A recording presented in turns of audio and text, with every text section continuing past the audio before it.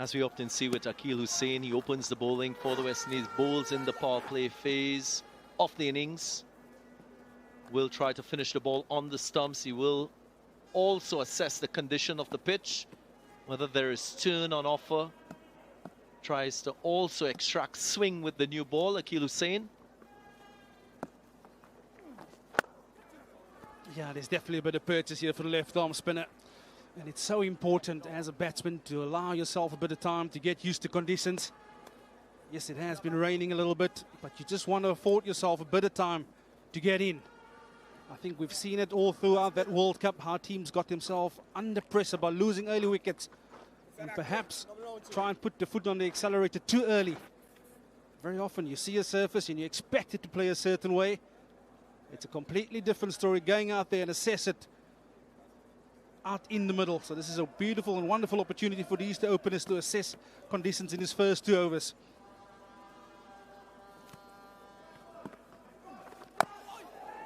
There's that delivery that comes into the right-hander with the arm from Akeal Hussain. Decent crowd here at the Brown Lara Cricket Academy, and this will swell as we go deeper into the afternoon.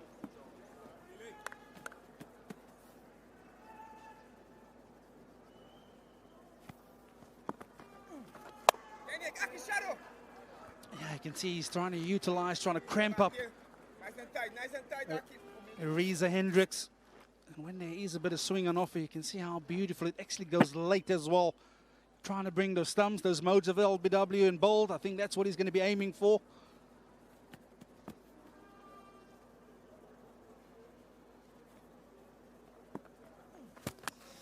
Going through the defense. On that occasion, another delivery that swings into the right-hander. So accurate he is, Akeal Hussain.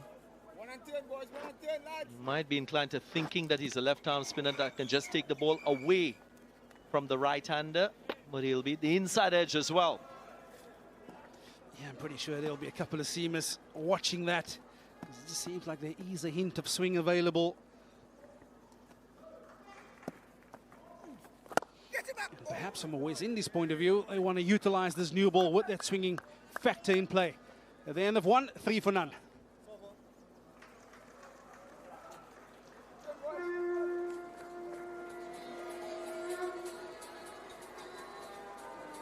Reflection on both teams. West Indies leaving out Shimron Hetmeyer, Johnson Charles, Obed McCoy, and Fabian Allen.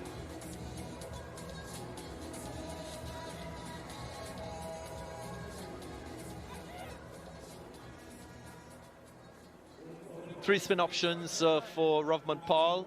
Alec Atenez with the chance to open the batting alongside Shea Hope. Lungi Ngidi being ruled out of the series as well, Vernon.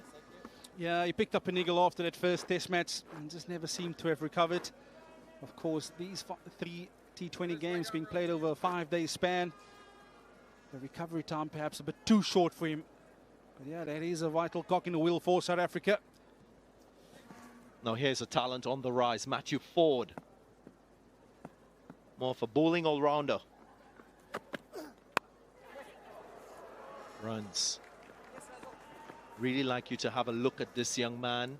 He's jumped on the domestic circuit, announced himself. Now he's playing for the West Indies white ball teams. Yeah, and you can certainly see that West Indies, they've done their homework, coming around the wicket straight up to Ryan Rickleton. Understand what he's looking for. Ryan Rickleton, he's so strong square of the wicket. Trying to tie him up in terms of giving him absolutely no room to work with. There's the first wicket. Here's an impact bowler, Matthew Ford. So skillful in swinging the ball and getting lateral movement. And he's done it once more. First wicket for the West Indies, that of Rickleton. Yeah, you talk about the young man being impressive. Ryan Rickleton, he won't be impressed with that shot because it was wide, it was with an offer. But there's absolutely no stopping that young man from impressing. Ryan Rickleton goes for 4, South Africa 5 for 1.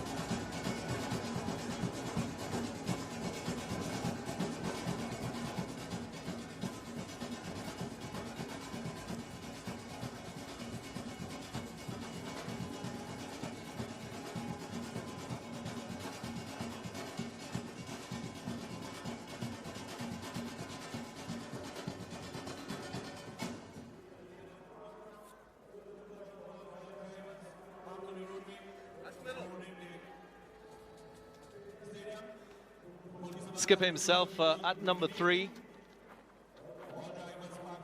What a fine player he is.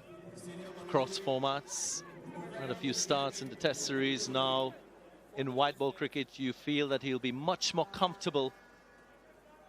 Of course, plays in the IPL, has played a lot of white ball cricket, and he'll know exactly what is required batting at number 3. Yeah, tons of experience. And he loves playing against this opposition. I'll give you his stats in a minute.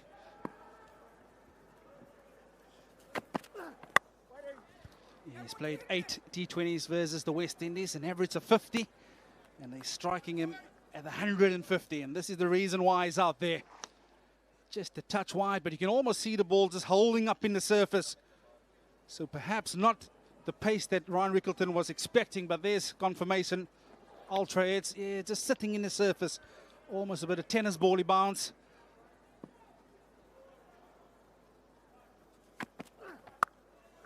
Whacked away.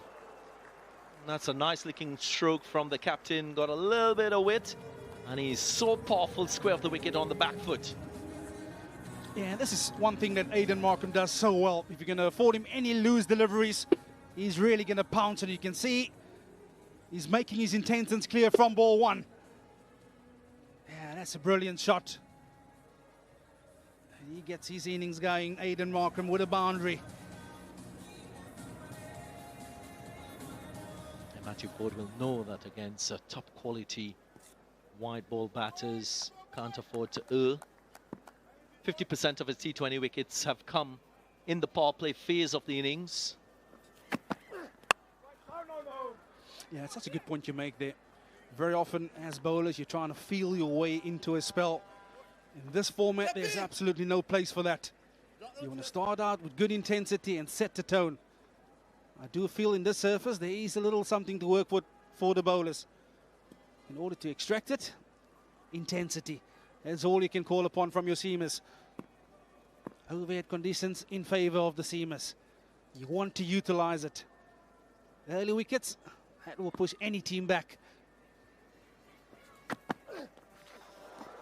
Taking it away too, that's the skill set that I spoke about. And after 2, 9 for 1.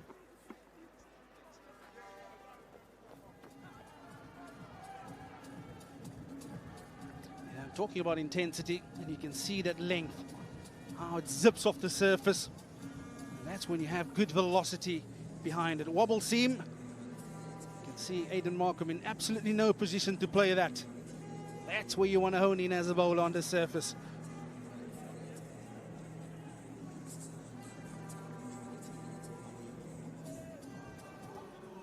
Tristan Stubbs will bat at number 4, and then the experienced Van der Dussen.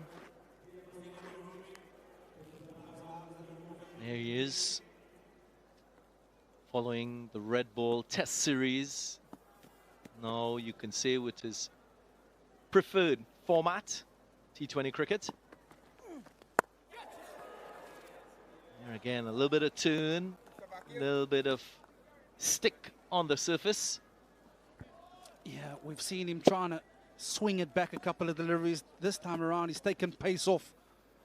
And like you rightfully mentioned, there is a lot to work with in the surface. You almost feel, from a bowler's perspective, that the variation is in the surface. You don't have to change up and do too much. The simpler you can keep it, the more reaction you'll find out of the surface.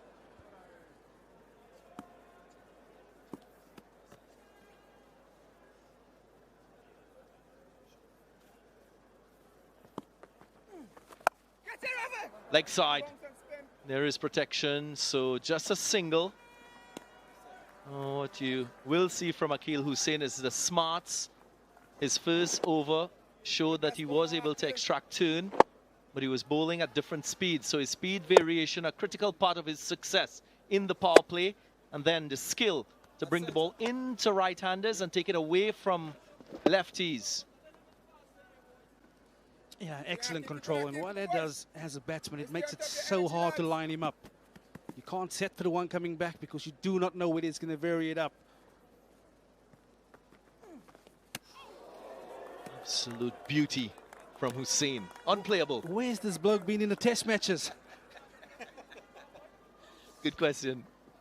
I'm sure he can play red ball cricket. Yeah, and that will plant an element of doubt in the mind of Aiden Markram here. See one turn, is he going to go with the same delivery? First sweep comes out. Executed quite well, playing with the turn. That's very, very good from Aiden Markram. Yeah, the mindset of the modern day player. Been beaten first ball. He's decided that he needs to be innovative. He's not going to be the guinea pig and just watch a turn pass his outside edge. And the pressure you feel has now been sifted back onto the bowler. Must give Markram the credit for reading that left-arm orthodox delivery that turns away from him as a right-hander. So good spot from him and great execution. How does Hussain respond? Goes with a faster pace delivery, but Markram is ready for it. And he takes a maximum to end the over, 11 runs from it after 3, 20 for 1. Yeah, and that's the effect of the previous delivery. He's been innovative, he's played the reverse scoop. On this occasion, let's just look how quick he's semi back to create the length that he wants, Aiden Markram. Yeah, brilliant, brilliant. We always talk about momentum. You need an over like that just to gain yourself back into the contest. That's middle.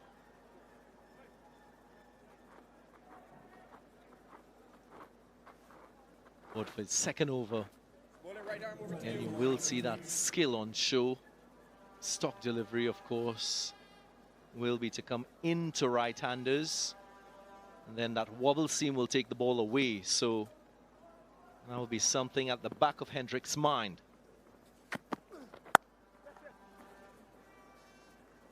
Beautiful rotation of strike as well, which is so important in the power play phase. Sometimes you can focus too heavily on hitting boundaries. Yeah, we often talk about momentum and not let a bowler settle in on bowling to one particular batsman. It's key, especially in the power play. You always feel suffocated with those fielders in close. It's a skill, it's an art to be able to rotate strike even then.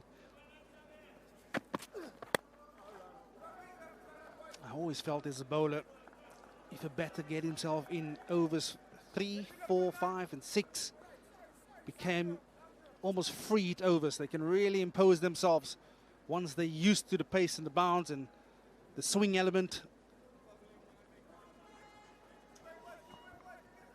Hitting to that leg side, the larger of the two square boundaries. So that is another factor that batters and this man on screen will take into consideration. 74 meters to that leg side.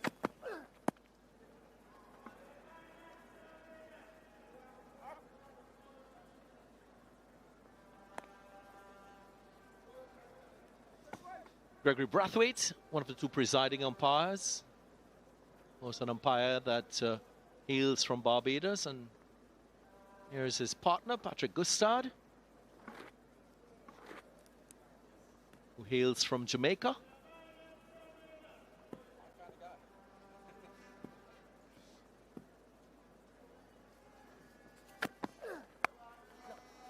That's in the gap.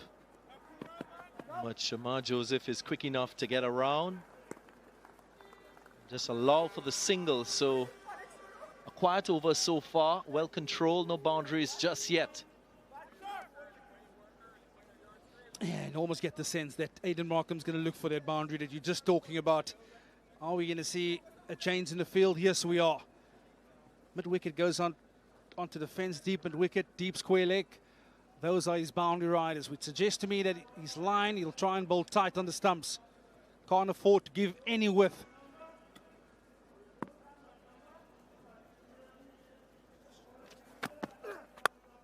Straight to the fielder in that mid-on position, so the pressure of being proactive with his field placing working in favour of Matthew Ford and the West Indies. Second wicket down, and it's a biggie, that of the skipper. Yeah, it's worked. It's worked before. Set the field early on. Pushed the second fielder into the leg side, almost expecting him to hit it leg side, did Aiden Markram. Just sits in the surface. Yeah, and that's an excellent catch. He's in business for a second time in this power play. Matthew Ford gets rid of the South African captain, goes for 14. 23 for 2 now.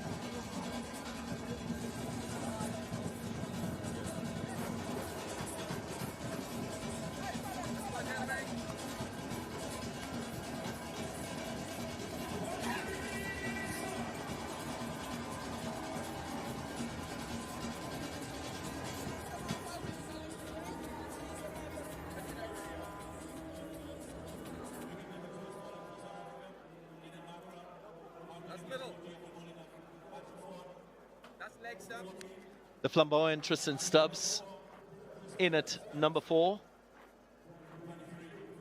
Now here's a talent that can really take a game away from an opposition with the bat.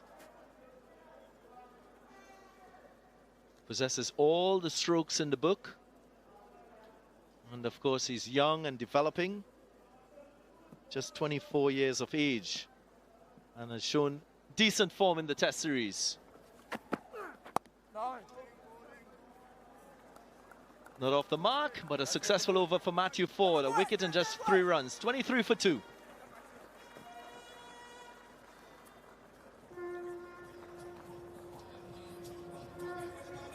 Was a length delivery that got rid of Aiden Markram. He went into the pitch, that wobble seam, and again, because of the extra fielder, leg side, Markram looking to hit straight. Not quite getting the elevation, so critical it is to get your field placing right and have your bowler work in support of same.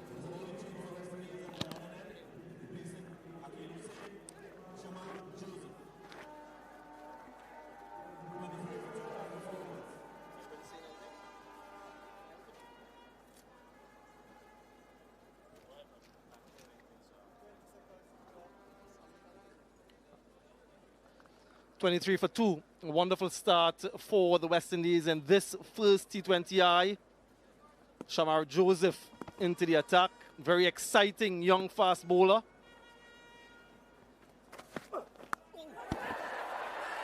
And this will be a chance, a first wicket for Joseph in this series in his very first delivery. Not the best of deliveries, but they'll take it. The West Indies have got 3. First ball. What a start for this young man. It's becoming sort of a habit for Shamar Joseph. First ball in Test match cricket, first ball in this series. Leading edge and traveling all the way to deep third. Absolutely no mistake from Akil Hussain. This has been a wondrous start for the West Indies. Another wicket goes Hendricks for 4. 23 for 3.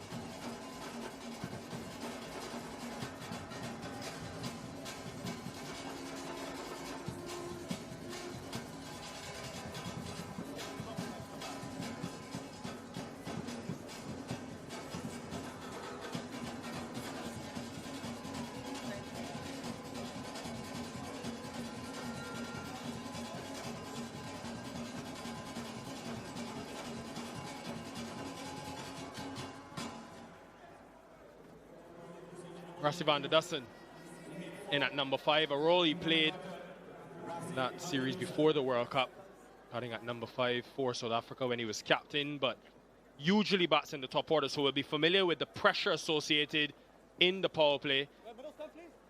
The new ball doing a bit.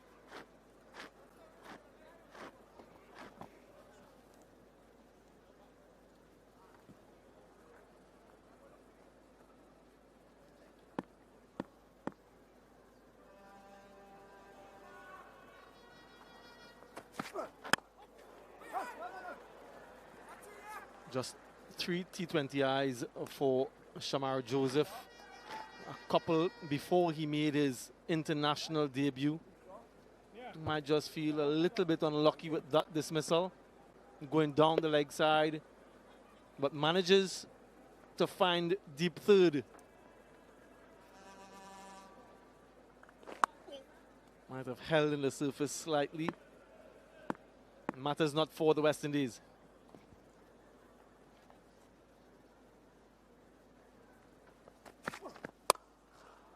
just seemed to lose his footing when he delivered that first delivery, and I wonder if that's why the line was so straight, and it clearly caught Reza Hendricks by surprise.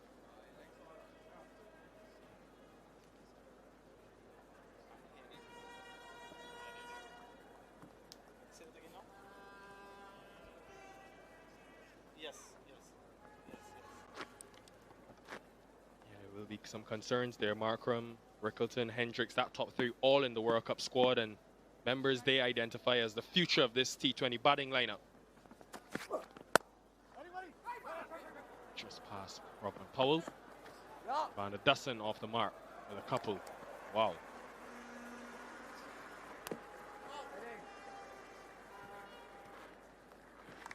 Yeah, the Barbados national under-17 team here in Trinidad and Tobago as part of the regional under-17 tournament champions. These are the young faces we might very well see in the not too distant future at the senior level for Barbados, and who knows, maybe at the international level for the West Indies. Congratulations to those young men. And of course, congratulations to their coaches and their parents. But this has been sustained pressure from a West Indian standpoint. Cross-seam delivery, just mixing things up. He would no doubt have noticed that there is some unevenness from the surface, some variability in pace and bounce, and so he's trying to extract that, Shamar Joseph, but a wonderful start.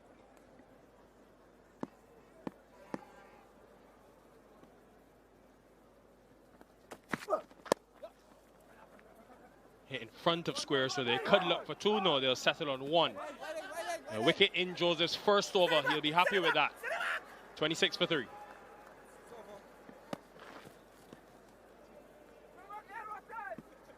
A smile from Marcy van der Dussen, part of that squad. Actually, the leader of the team that played the West Indies prior to the T20 World Cup. All matches played at Sabina Park in Jamaica. Ford, 2 for 8. Excellent returns.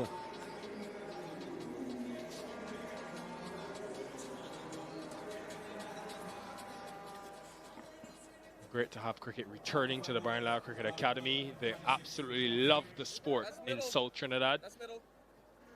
Central Trinidad as well. Matthew Ford continuing for a third consecutive over in the power play.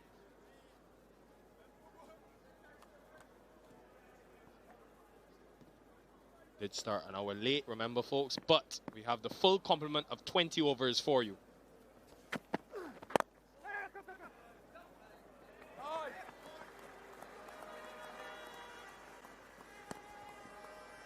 And Matthew Ford was the man who got things started. Just a feather through to wicketkeeper Nicholas Pooran, the wicket of Ryan Rickleton. And then Aidan Markram just lobbed it to Gudake Shimoti, and he was on fire. And Shamar Joseph's first delivery today, leading edge, and Reza Hendricks had to depart.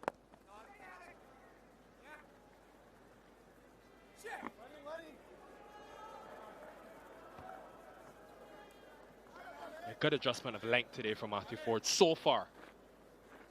Always very full in the power play because of that swing he generates, especially into the right-hander, but understanding this surface, realizing that there's a bit of grip on this surface. His average length has been about 7 meters, middle of a good length so far.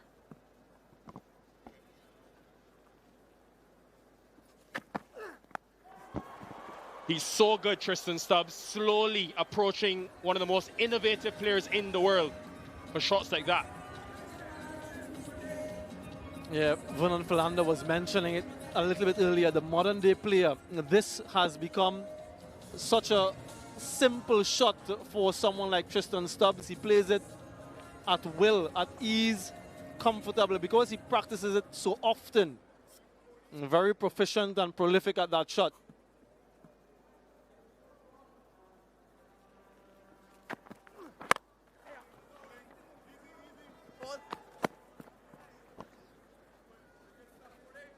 And because of the rain and the covers coming on, the lengths would be important on the surface because there's a little bit of grip. Confirmation of where the majority of their deliveries have been pitched in that short length region, 63%. Wickets have also emanated from there.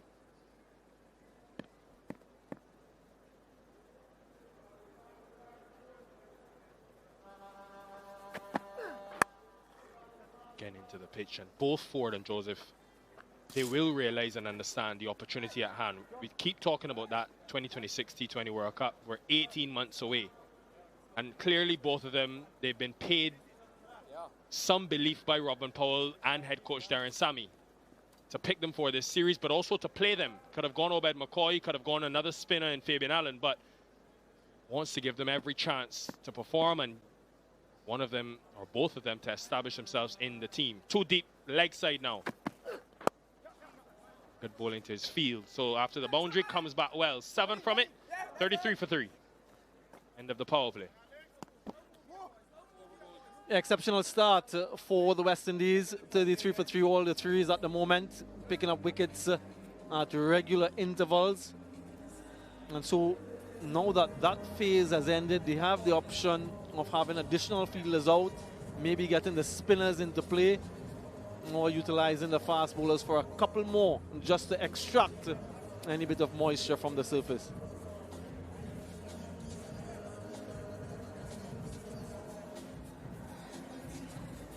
End of the power play in this first T20 international between the West Indies and South Africa, two teams that have met often in 2024. Great to see smiles. Excellent that we've been able to get a full 20 overs of cricket in. West Indies have started well, but they'll understand the job is far from finished, especially with these two and more batting to come. Now 5 outside, allowed outside the circle. Mid off and mid on up.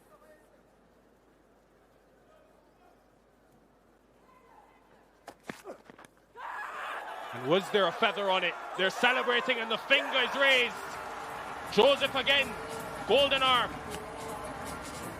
Yeah, he celebrated initially and then he backed off and then started celebrating again. Shamar Joseph, first ball of his second over. Remember, he took a wicket first ball of his first over. Again, similar lined delivery.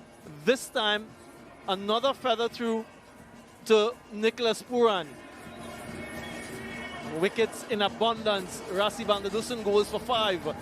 33 for 4.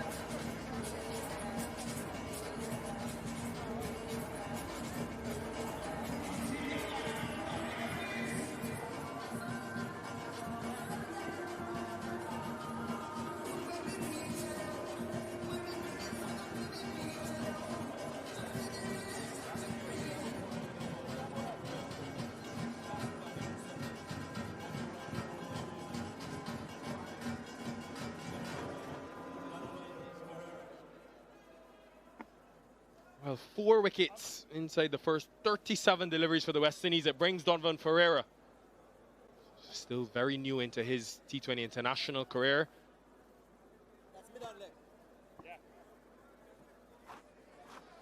Yeah, will feel a little bit unlucky here. Strangled down the leg side. Rassie van der Dussen. Low catch to his left. Confirmation from ultra edge.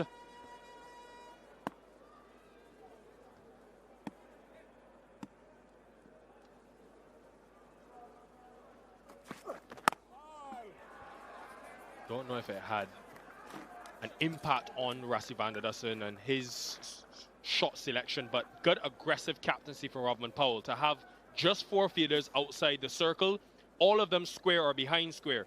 So I don't know if van der Dussen was thinking about maybe a shorter length or shorter delivery. Maybe put some doubt in his mind, but he's still on the attack and still only 4 out. In fact, no, they've got 3 out now. Slip in place, deep third, fine leg and backward square. Yeah, I'm still amazed at the drainage of this facility, Nikhil and viewers. There was that torrential downpour for about 30 minutes. Puddles everywhere.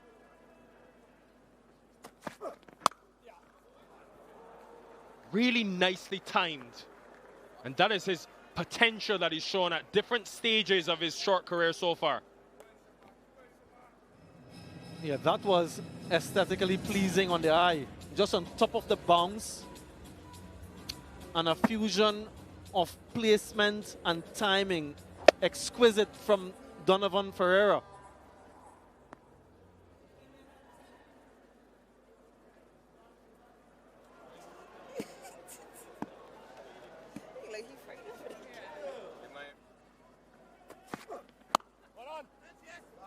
There are opportunities to score because they've gone attacking and they've gone with only 3 outside the circle.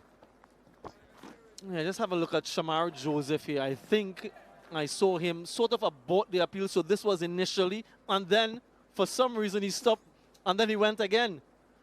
And eventually the finger was raised. And then that familiar smile that we've come to love and recognize from Shamar Joseph.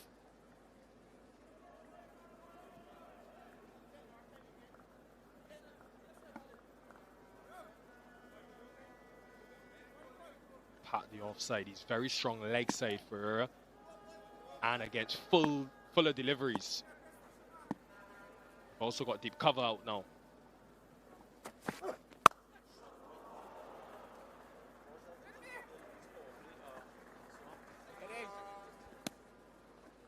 Yeah, second lowest power play score for South Africa against the West Indies. And that's an area that Darren Sammy and the West Indies team would be concerned about, because since 2023, West Indies economy in the power play has been amongst the worst of all full member nations. They are going currently at 9.75 in T20 eyes.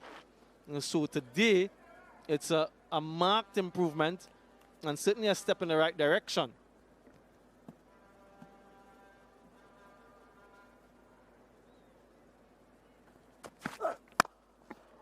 Tempted Yorker. Good pace from Joseph in that over as well. 38 for 4. Yeah, 143.8 for Shamar Joseph. If you're a South African fan, this is not happy reading. Rickleton, Hendricks, Markram and Van der Dussen all back in the hutch. Only one of those batters getting into double figures. So a lot of work for these two and those to come.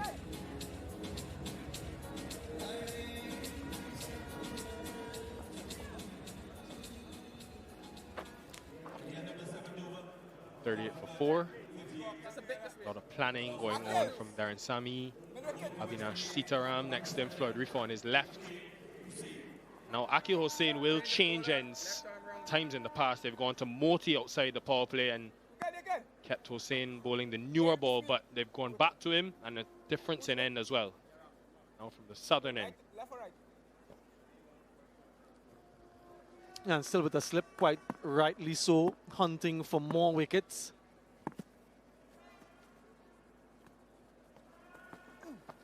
Does it carry? Just knowing the type of character Akil Hussain is, Sam, I wonder if he would have been in the ear of Robin Powell. Ouch, that's going to hurt. Robin Ferreira, but he seems to be okay. Oh, Stubbs it is, sorry. Yeah, hope he's okay. Yeah, maybe not looking at the ball on its way back to the fielder. Yeah, just dropped his bat and he was off put by that and struck him. Seems to be somewhere on that right shoulder. Will need a bit of treatment and just to resettle. But just the way he has had sort of rise to international cricket. We saw him in the test matches, Nikhil, and we know of his first class stats, but we've seen him first in T20 cricket and white ball cricket. Tristan Stubbs, his exploits in the IPL, in the SA20, and we've seen him in international cricket. South African team, of course, made it to the final of the T20 World Cup not too long ago. They've had one match here at the Brian Lara Cricket Academy, a semi-final where they shut down Afghanistan for just 56. But we're here in the Twin Island Republic of Trinidad and Tobago, the natural beauty of the swamps, the Caroni Swamp. I have an opportunity to visit there and see the ecotourism. And of course, it's a multi-religious country. So everyone has a space and a place to feel safe, a sanctuary.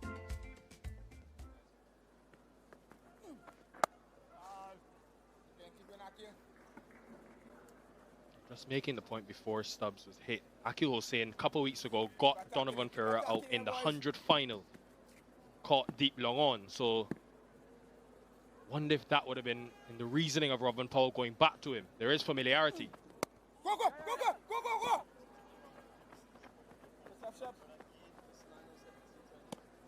Come back here now.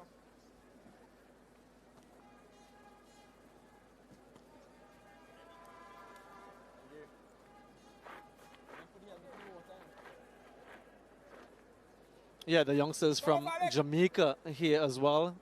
What an opportunity is for them, not only to play the sport, but to look on at the international players, their peers in some time to come, hopefully. Yeah, Nikhil, that shot, I was talking to a member of the ground staff a little bit earlier, and he was saying that he has never seen any team practice as many reverse sweeps as you've seen for South Africa in their training session a couple of days ago.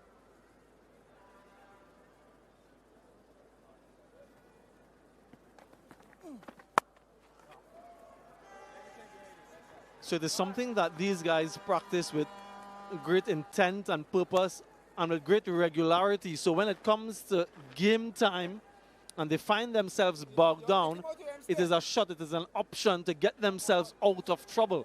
And I don't think that us West Indian batters do that often enough.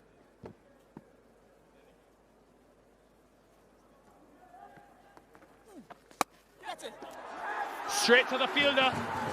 And that familiarity, Hussain gets Ferreira again. Yeah, excellent bit of captaincy from Rothman Powell to reintroduce Akil Hussain ahead of Gudakesh Moti. And that move has paid rich dividends. Another wicket falls, half the team down. Ferreira trying to deliberately go over the fielder, over the infield, but not enough elevation. And the other left-hand orthodox, Gudakesh Moti, makes absolutely no mistake. Elation for Hussain.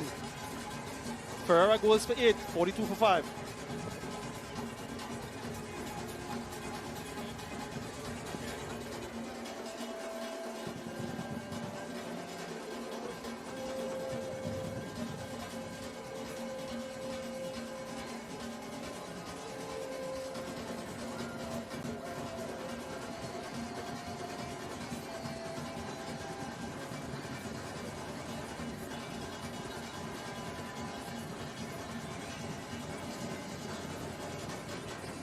Home team is on top.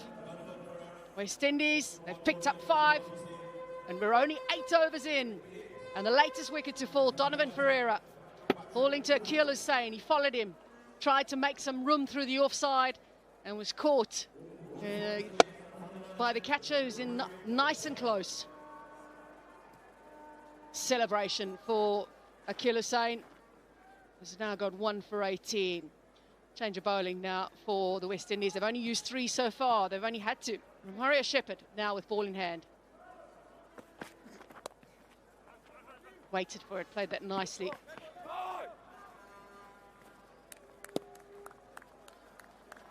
Well on top at the moment, the West Indies. We had some rain earlier on. To wait an hour before play eventually got underway after the West Indies said they would. Very happy to have a bowl first. Aiden Markram at the toss said, yeah, he wanted to bowl first too. Because of the rain around, the humidity, but also Duckworth, Lewis and Stern. Now Patrick Krueger gets an opportunity yet again with the Proteas. A little taste of it just before the World Cup. And now here he is back again. Great to see teams coming in today, enjoying the atmosphere. And rain's stayed away since that one break we had, and they'll be very happy with their team.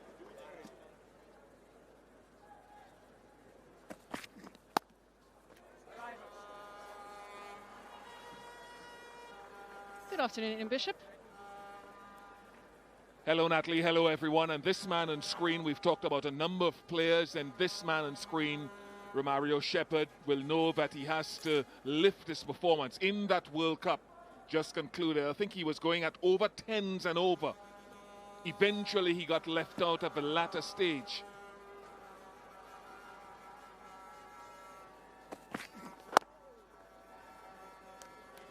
So it's a chance for him, Natalie, and for both the teams, I suppose, to do the good things.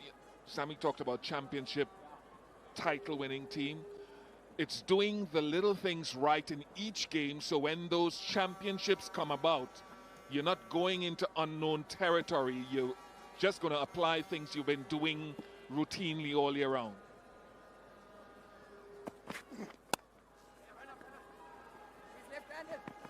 A little bit of work to do on the boundary. It's nicely done by Hussain. He's a good boundary fielder, spends a lot of his time out there. He's really got a catch today. Been sticking in the surface quite a bit. It's not easy batting conditions.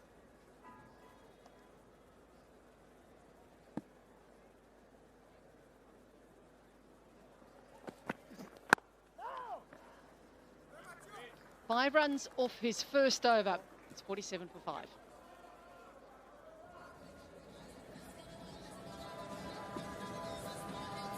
Not great reading, of course, for the South African fans. Just one batter in double figures, and that's the captain, Aiden Markram. Only one extra as well for the West Indies, so they've been very disciplined. Not even halfway in terms of overs, and they're already halfway through the side.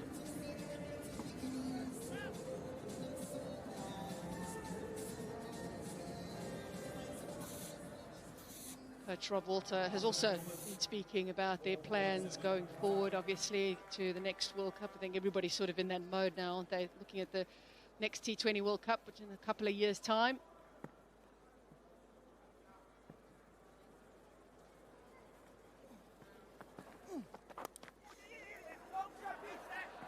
Yeah, getting down nicely.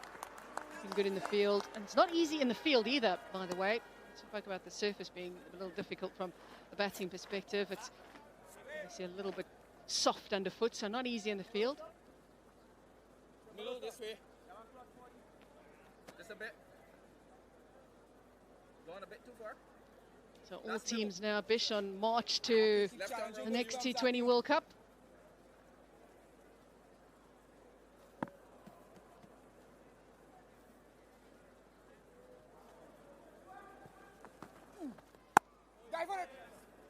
It requires a more extensive discussion than we have, but that's why now, in the last few years, I don't pay as much attention. I pay attention, but not as much to rankings as I do to performance, because teams don't take bilateral series in the same way as they did 20 years ago, because everything now is geared towards performing at the World Cups. Obviously, sometimes you have to be in a certain ranking to get there.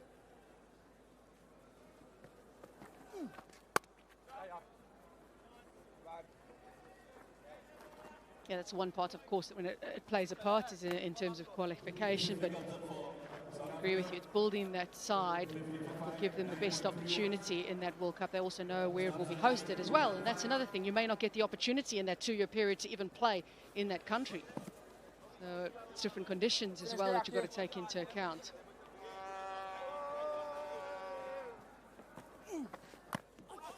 It's good from Akil Hussain. He's had a very good day today. And Rodman Powell has a number of options at his disposal, obviously. You've got the vice-captain, Ruston Chase, who is a very good bowler in his own right. Gudakesh Moti, who's made his reputation more bowling in the middle overs. So a number of options available to Powell. Go Akil, go Akil. The way down, Matthew. Hit me. And he's just used the 4 so far. So be quite a bit of change coming the way of the South African batters now over the next few overs with the bowling options that he now has to go to. So Akil Hussain is going to finish now. Finish, get Akil. That'll be a new challenge for this partnership. It's still new, only worth 9.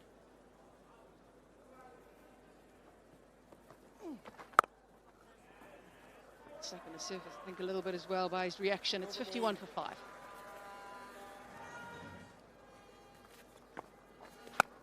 South Africa would have seen quite a bit of him recently.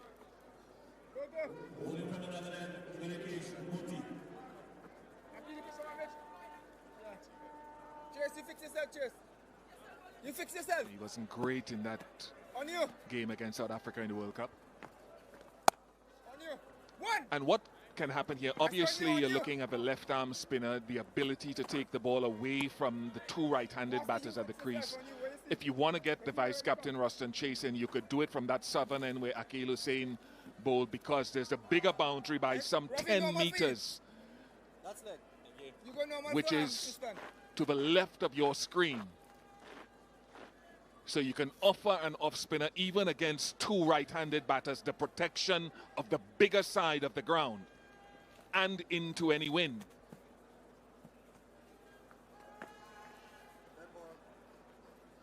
The reason Moti aborted there was Stubbs' feign that he was going to play the reverse sweep, so Moti pulled out. Akil! With the fire! He's very good with those shots as well as Tristan Stubbs. Gets into a good position generally quite early. No way one. No way one. That came off at pace too. Going at this rate, South Africa are looking at 100.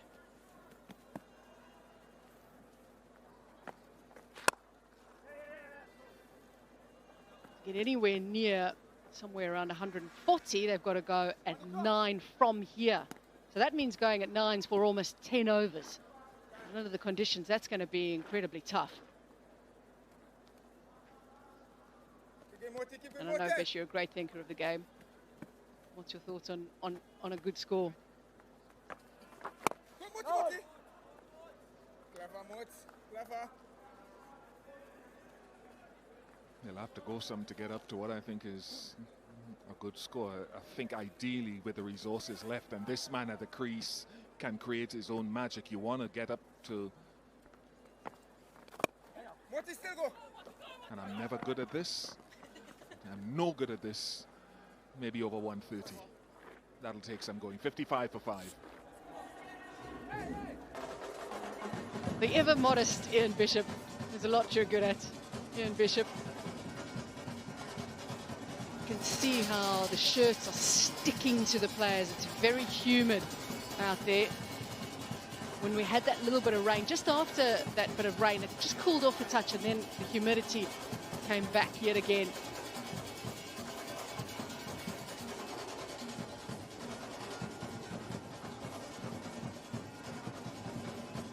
Ian Bishop was just talking about this end for Ruston Chase because of that bigger boundary to the leg side, and as you said, Bish, into whatever wind there might be at this stage. It doesn't look like there's too much of a breeze right now, but it would be into the wind, to the leg side. So definite protection for the off-spinner. Possibly shaping up there, Tristan Stubbs, to try and see if he can access that offside, if possible. Sorry.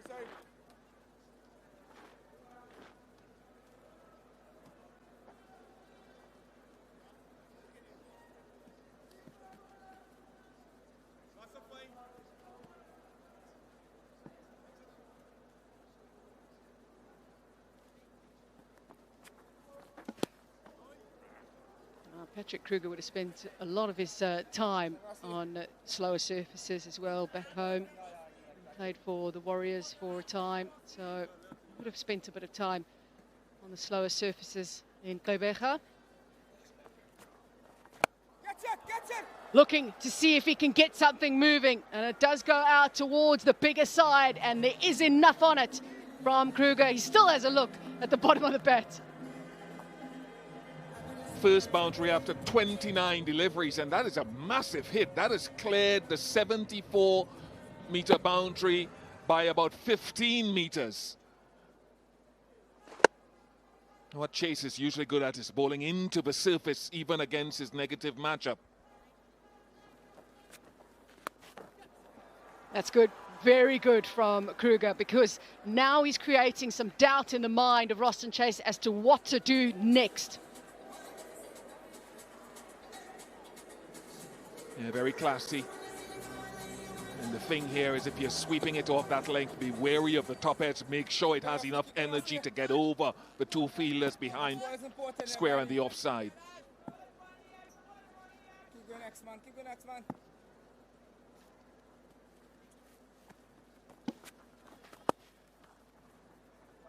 Trying to find a way to ignite this inning, South Africa. The partnership is creeping up. It's now worth 26 valuable runs. They were 42 for 5. And just struggling to find a way through, and what was the best options on the surface. Fontaine padded up.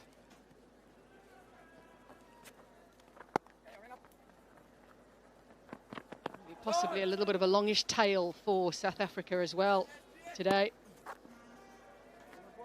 The likes of Otnil Bartman, Andre Burger, Kwena Mapaka, the debutant as well.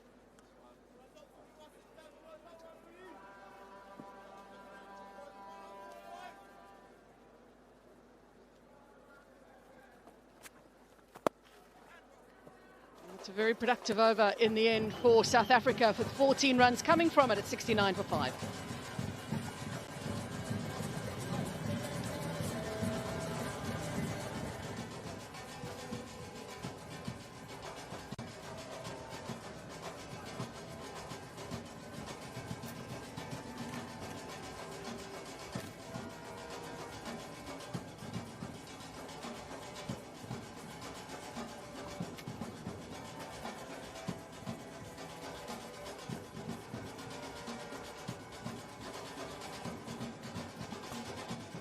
South Africa, they were 33 for 3 at the end of the power play.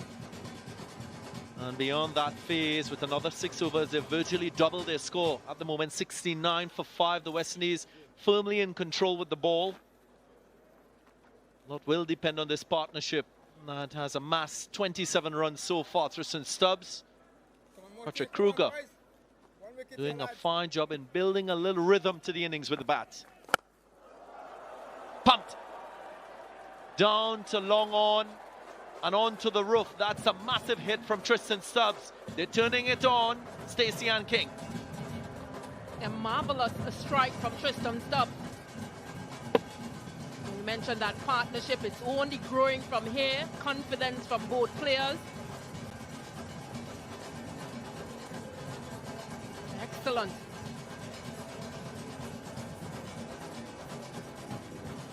Puts the pressure back on Gudakesh Moti. Mentioned that previous over 14 runs coming from it. We're starting off this 13th over with a 6. So pressure on West Indies.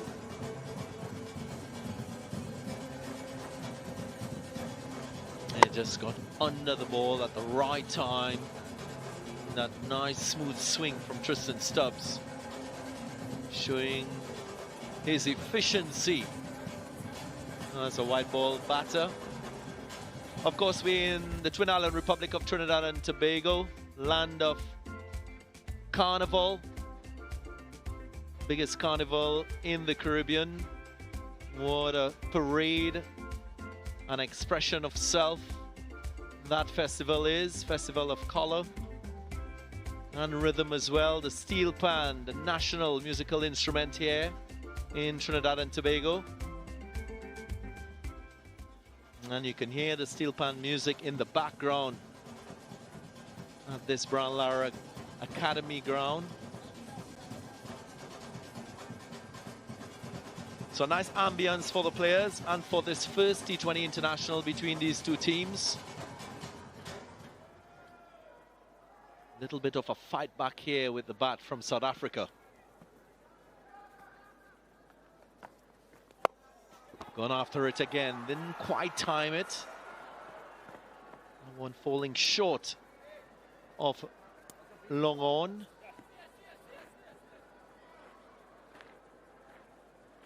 I might have actually been happy that it fell short because he didn't quite get a hold of it. It was quite flat.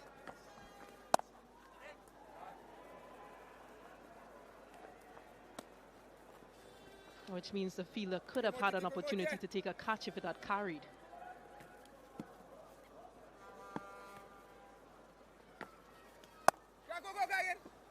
This is a 7th over of spin deployed by Rovman Paul on the West Indies. Just 6 overs of seam we've seen. Will be critical for him to get that combination right for the remaining 7 overs beyond this one.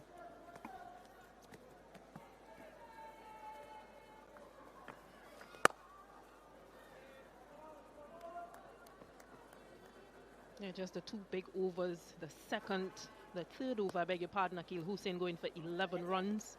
And Roston Chase in the 12th over going for 14. Keep getting good, Agesh. It's 9 runs so far with 1 ball to go.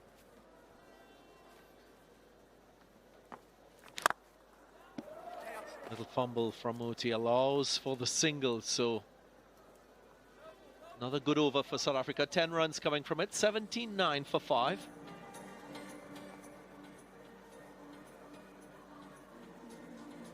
South Africa lost 3 wickets in the power play phase, and wickets continued beyond. Further 2, so West Indies denting this batting lineup quite early in the piece.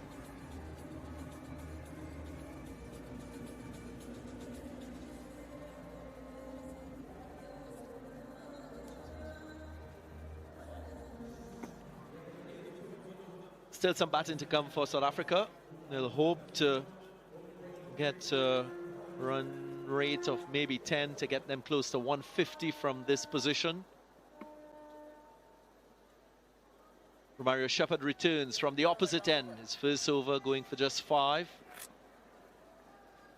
Oftentimes he's used in the last phase of the innings with the ball. Here's Shepherd. That's in the gap.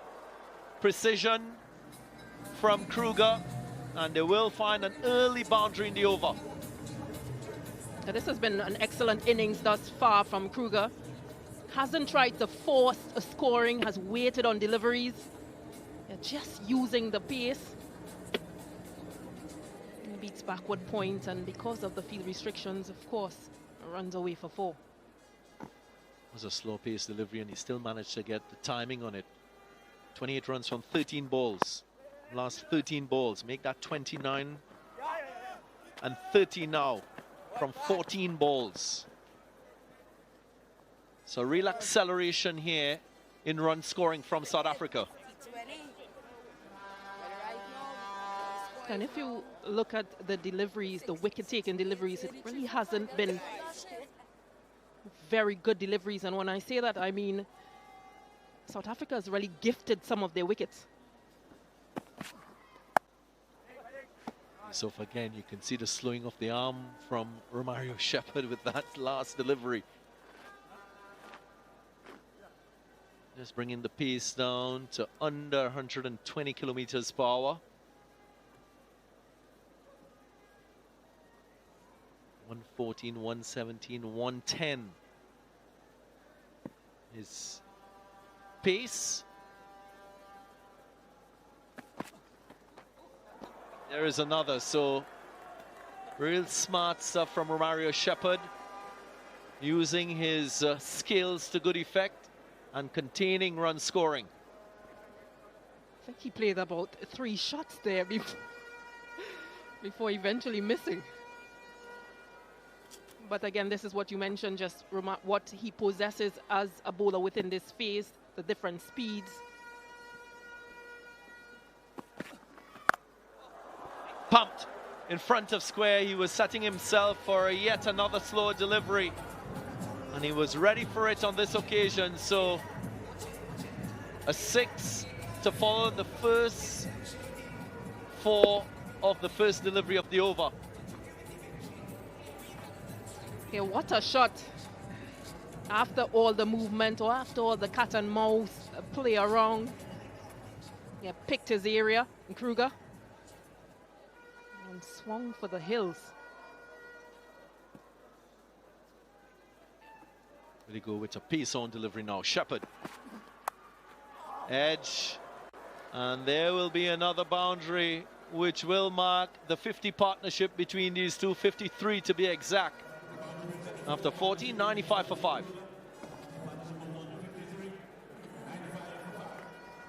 A 53-run partnership for the 6th wicket. And Krueger standing out with 37, his contribution. All in a good phase for South Africa.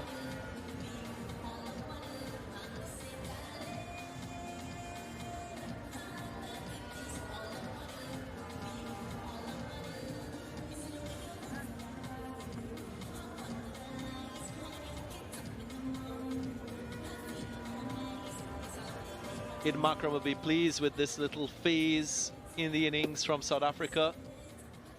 Last delivery of the last over, producing a boundary. Mario Shepherd couldn't believe it.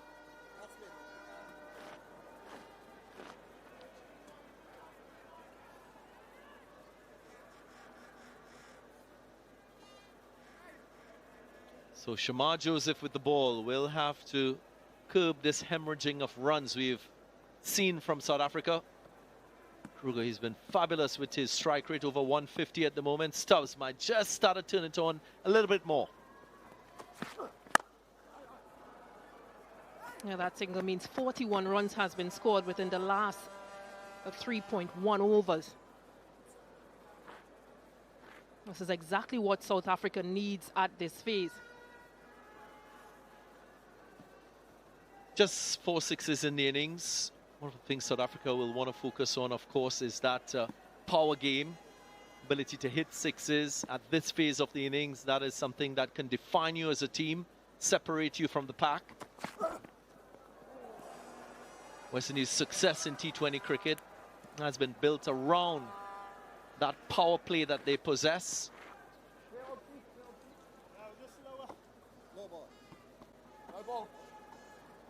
That signal is not a good sign for the West Indies and West Indian supporters. Free hit conceded by Joseph. A confirmation. Needed to have something behind that line. He overstepped when he bowled a slower delivery. Now, free hit. And he gets away with it. Shamar Joseph. What a partnership we've experienced for this 6th wicket. Krueger, the aggressor in this partnership. 2 sixes, 3 fours. Stubbs, he's played the mature role, the supporting role.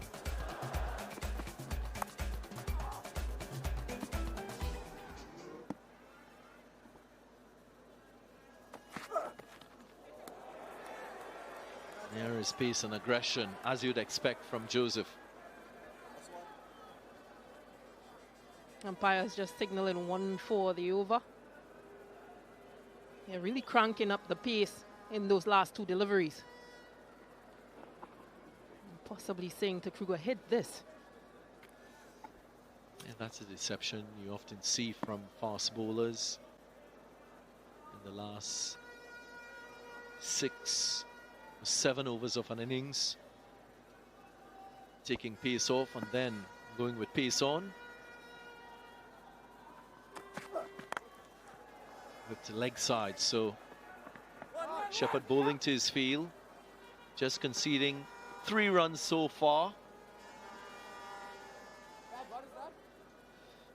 And let's break down where these two have scored most of their runs. Those sixes coming in that long on mid-wicket region.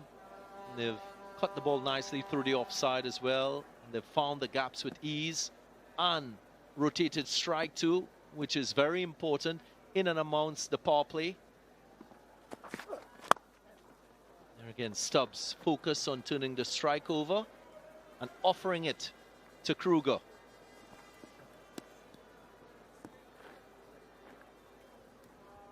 There has been 2 really good comeback deliveries from that no ball from Shamar Joseph.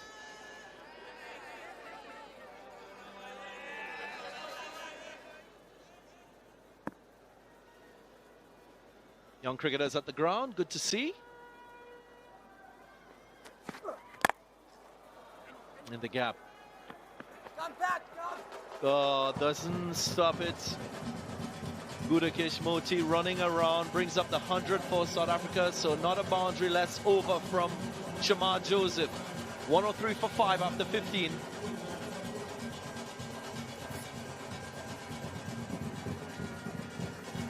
The amazing positioning from Krueger. He stepped away to open up scoring on the offside. But he should have done better. 8 runs coming from that Shamar Joseph over. And bringing up that 100 for South Africa.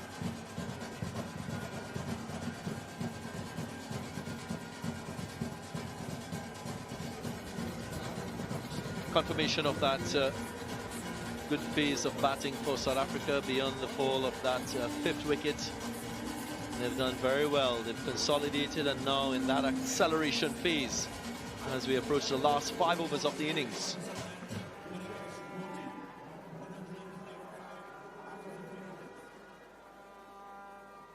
Moti will have a chance to bowl his 3rd. Going at 7s, here he is.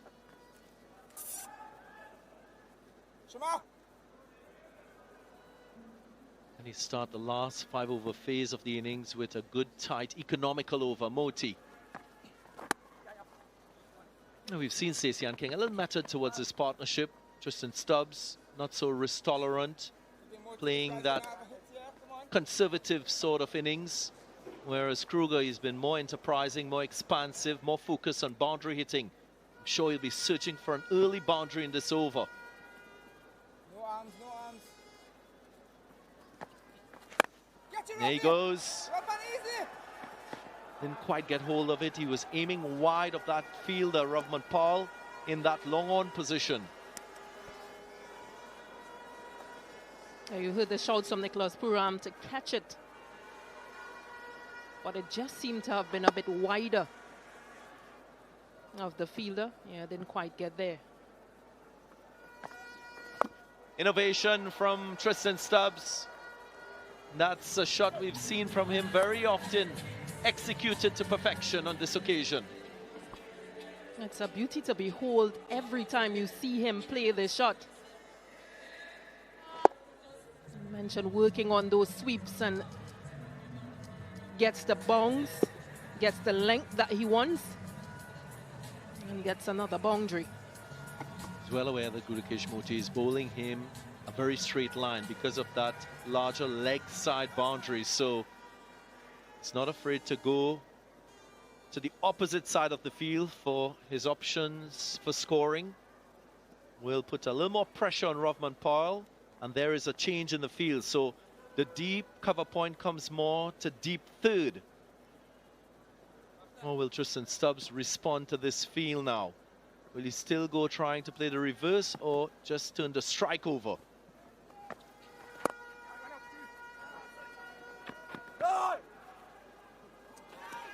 Little fumble allows for a second, so not good from the West Indies as pressure starts to build on the fielding team. Yeah, the last 30 balls, 57 runs have been scored, no wickets have been taken, so South Africa will be the happier of both teams. Partnership 69 from 48 between this pair. Will he take a risk and hit to leg side? Goes offside once more. Back up. So no desperation from Tristan Stubbs just yet. No all-out attack in his approach to batting. Still calculated. That's single. It's just sealed the highest 6-wicket partnership for South Africa in T20 internationals. So a record effort this by these two at the crease, Stubs and Krueger.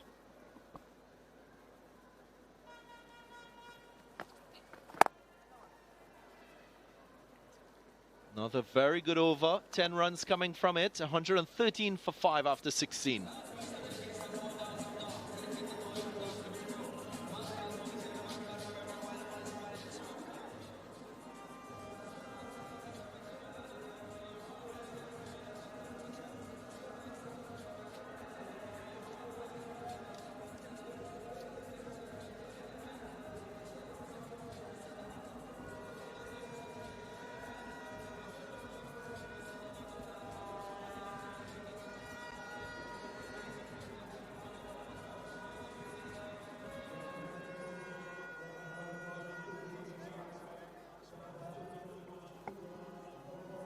From 42 for 5, this partnership has been outstanding. 71 from 50. Krueger has just gone in and shifted into overdrive. His stroke play has been wonderful. Nice range. Matthew Ford is back after a wonderful start to his bowling inside the power play. Now another test for him with death bowling against 2 set batters. And he strikes again. Brilliant from Matthew Ford. He's having an outstanding game. Yeah, you can hear it. Yeah, he can do absolutely no wrong. Matthew Ford into the attack. His captain needed wickets, and he has got the big man. Yeah, third time today he's in the wickets column for the West Indies. It's the dangerous Patrick Krueger. He goes for 44. Well played innings. He's got his team back into this context. South Africa 113 for 6.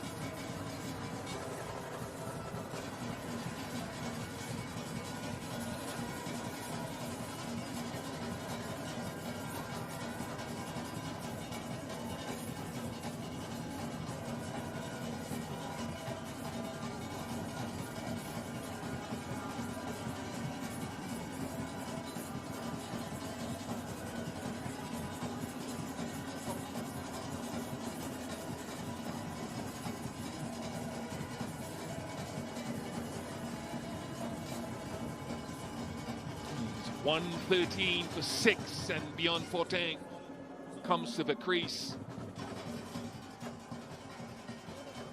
3.5 overs remaining in the innings. Tristan Stubbs is well entrenched. But Matthew Ford is having a blinder as it currently stands with 5 deliveries to go. These are his best figures in T20 internationals. 3 for 27, his previous best. Now he's still got 5 deliveries left. Soham, our analyst, made sure that I said that.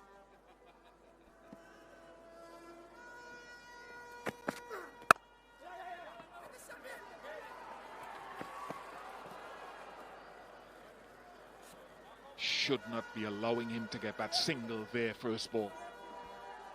Yeah, he's been impressive. That new ball in hand early on, take 2 wickets in the power play. And in this occasion, Patrick Krueger trying to be innovative, but only managed to find a man at short, fine leg. That is a massive wicket in the context of this game. Yeah, the man that provided the impetus for South Africa, Patrick Krueger, formed a brilliant partnership just to sift the momentum. I'm pretty sure both teams, excellent running. Communication between Stubbs and 14. Yeah, very often we talk about intent, and if you look at the conditions that we have at hand here today, intent might not just mean boundaries, it might mean running hard between the wickets. Absolutely love the approach taken by Patrick Krueger as well as Tristan Stubbs. Just a high-class shot from Tristan Stubbs. He soaked up some pressure while Krueger was going at the other end. It's his chance now to accelerate. Yeah, and just, I'm talking about momentum. He's really pushed hard the delivery before this to get back for that second. Over pitch on this occasion, and he's taken full advantage. Yeah, it might have been a little bit airborne for a while, but you get the feeling that Tristan Stubbs, he's in the mode to shift gears. That's hit the bat and hit the gap quite nicely. Back-to-back 4s. Yeah, I just get the feeling that Matthew Ford is falling in the trap here. One, you need to identify what it is that batters want at this juncture of the game. They want pace on deliveries. First one was a half volley. This one is a full toss. Pressure firmly on Matthew Ford now, after picking up a wicket of his very first delivery in this over.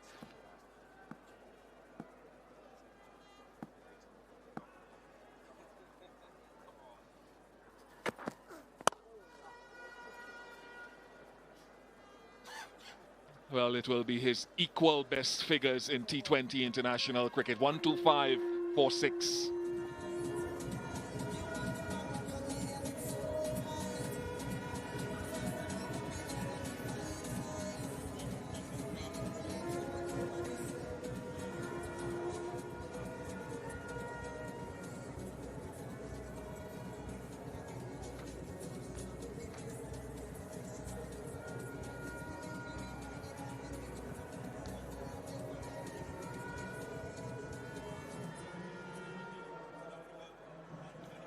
Three wickets to Matthew Ford today.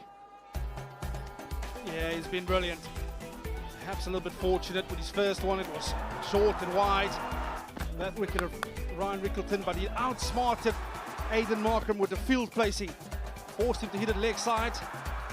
And yeah, he picked up the dangerous man in Patrick Krueger to finish up with excellent figures of 3 for 27 in his allotted 4 overs. Moti back into the attack. You don't want to have Stubbs hitting it inside out over extra cover. So you want him hitting leg side. Only one. Yeah, and you certainly get the feeling that this will be the matchup that a Tristan Stubbs will perhaps target. With 2 overs left after this, perhaps feel that this will be the last over from a particular spinner in this innings. Puran Fortain, his job will be to get Tristan Stubbs back on strike. Nice dot, Samot. Can he find it single? It's a little sift in the field. The mid-wicket coming into play. You want to squeeze him, don't you? The inner ring, you want them to squeeze Fortain and make him hit the ball past you because you know he's looking for that single. So cut the angles. 3 fielders offside in the ring and 1 onside.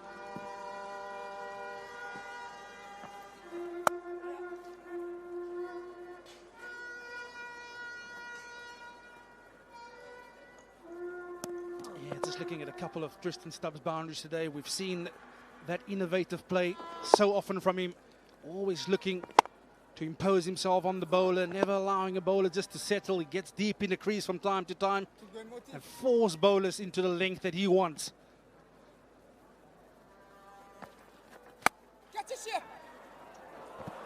Misfield, and that's where Stubbs was aiming to give himself room to hit it through extra cover or over.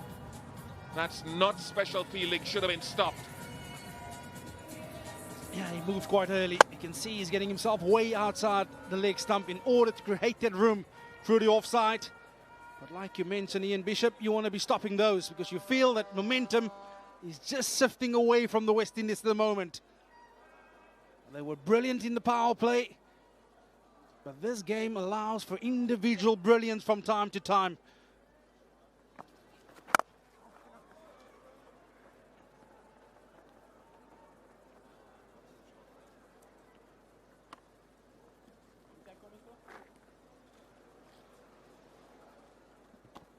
Quaina Mapaka, 18 years of age, looking forward to seeing him bowl. Wonder if he'll bowl from the northern end, the opposite end. Moti's bowling now to get that swing.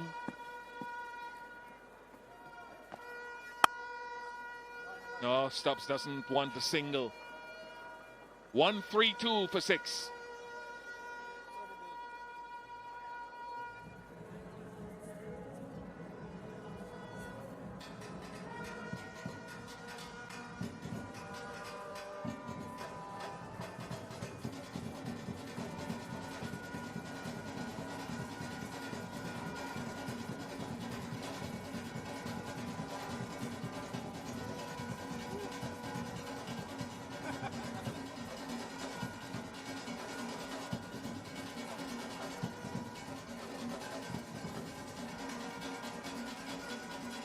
From 42 for 5, that half-century partnership between Krueger and Stubbs was very effective. My 130 prediction is totally flown out of the window.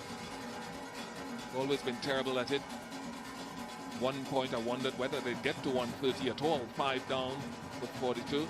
Shamar Joseph got a couple of strangles. First ball of his first and second over. Yeah, This one's a second sitting in the surface. Reza Hendricks threw the shot way too early. And then for a second time down the leg side. Faint little heads. Didn't appeal initially. But yeah, he's got his man in Rassie van der Dussen. But you can almost put that out the window because this game will be depending on these last two overs, which way it's going to go.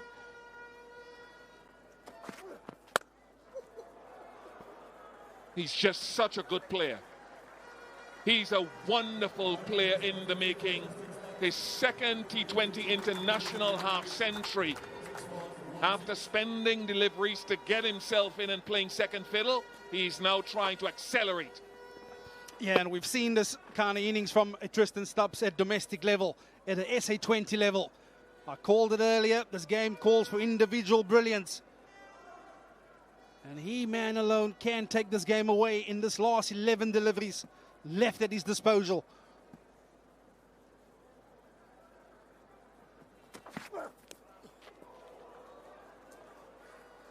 Two young players combating each other. We've talked about Shamar Joseph in red ball cricket, now his second no ball of the game. Yeah, this is the one area that you want to keep a firm hand on, is discipline in a T20 game. You make mention of the fact it's his second no ball, and there's confirmation. Well over. All right then, where's Tristan Stubs going with this ball?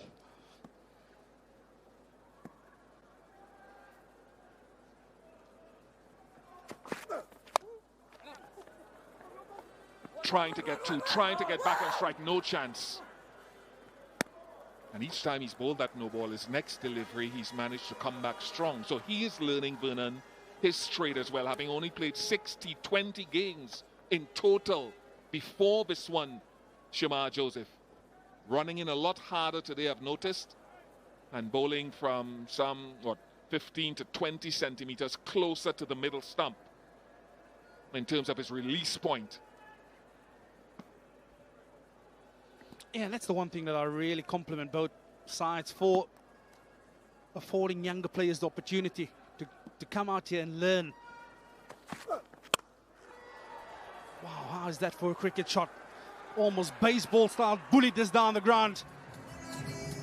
This time round, it is beyond Fortuyn.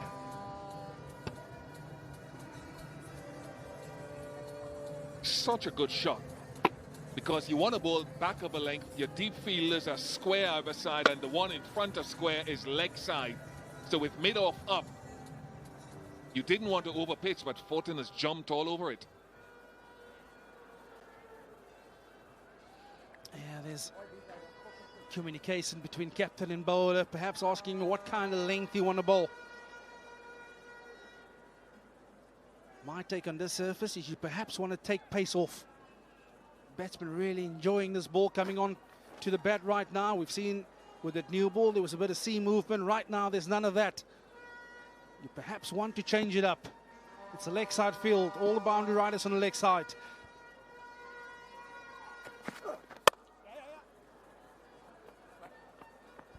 I'd be Romario Shepherd, I think, to perhaps bowl the last over.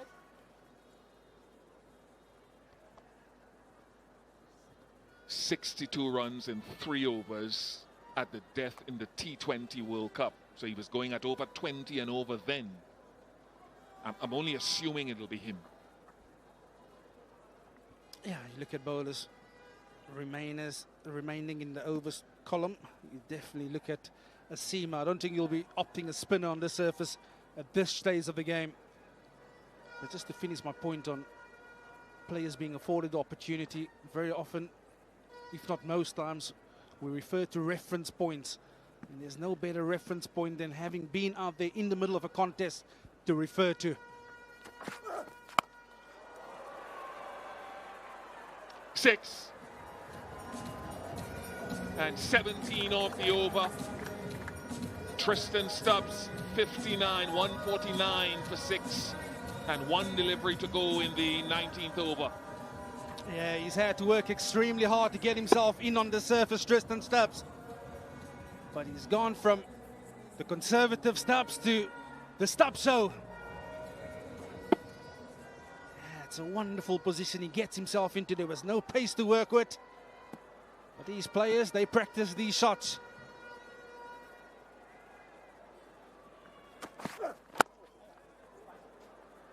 Yeah, very good.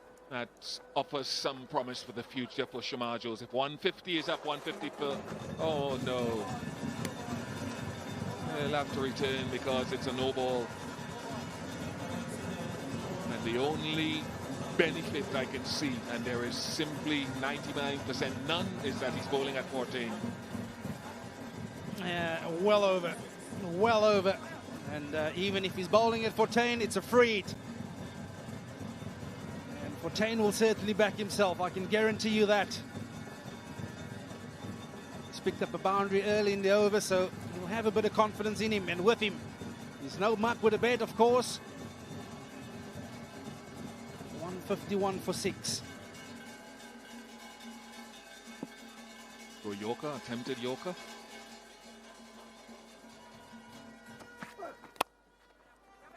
Does. Oh no.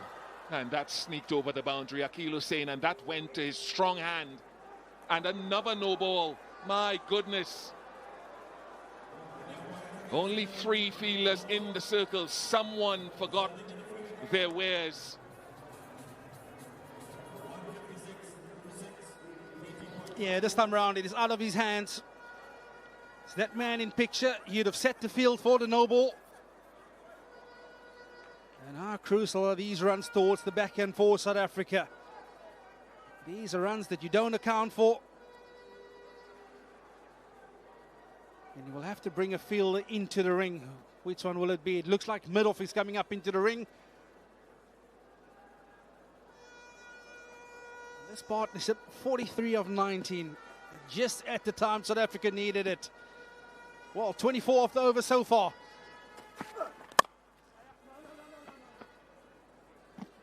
Single refused. This is a great recovery. 156 for 6.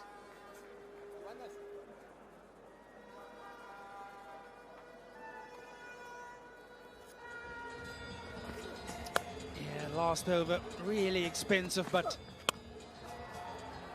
it's back-to-back baseball shots from Tristan Stubs and Bjorn Fortuin, and for a third time in the over, that shot being utilized, it disappeared for maximum. Poor discipline in the field made sure that South Africa got 24 off the penultimate over.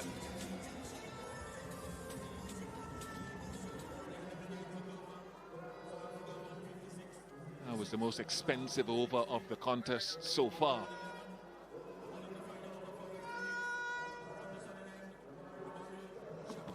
.24 of that last over.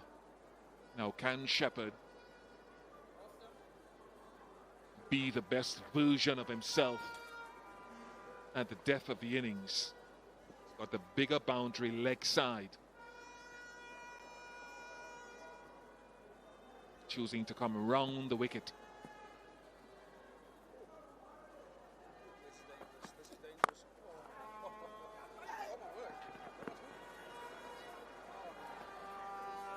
Shamar Joseph, I think, was a little bit late. He wouldn't have cut off 2 anyway, but he was late taking off. This is how Tristan Stubs has gone in this half century. Innovative, used his power hitting. We've seen if you can over pitch on the surface, he'll take full advantage of it. From time to time, force the bowler to bowl the length that he wanted.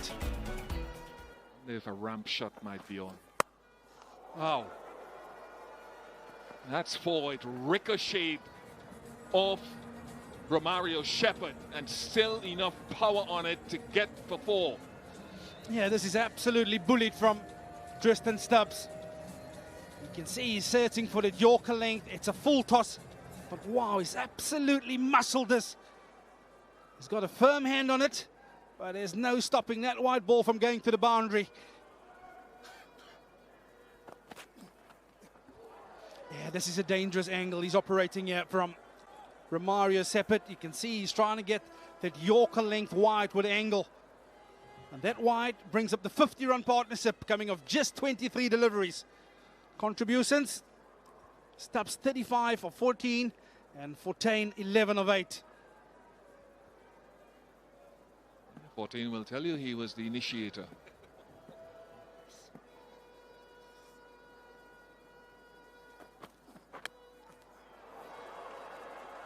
Always a risk with the short fine leg in play. This is some exhibition of batting from Tristan Stubs. 70 now from 40. And the danger that I was alluding to earlier was if you don't get the line right from that angle, it's going to be easy pickings. You can see he's trying to get the Yorker in there, but the line absolutely obscured. Yeah, 167 for 6 now, South Africa. At one point, they were staring down the barrel. At the moment, you'd feel that momentum has sifted into the camp of South Africa.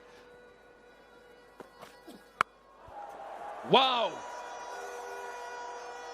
That is some muscle. That has cleared that 74-meter boundary, cleared the playing surface. And to think that Stubs was 24 from 22. Yeah, if you're in the Orange Army back home, SA20, we've seen him done this so often for the Sunrisers Eastern Cape. If you're going to miss your link, Romario Seppert, that's what's going to happen to you.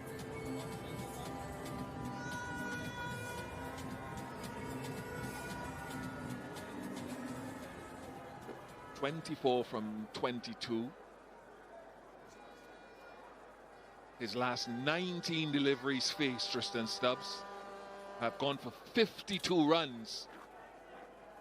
What I like about him is that because he bats at 3 or bats up the order in test matches, he's not just a last 5 over player. I've been trying to tell people that in T20 cricket for a while now.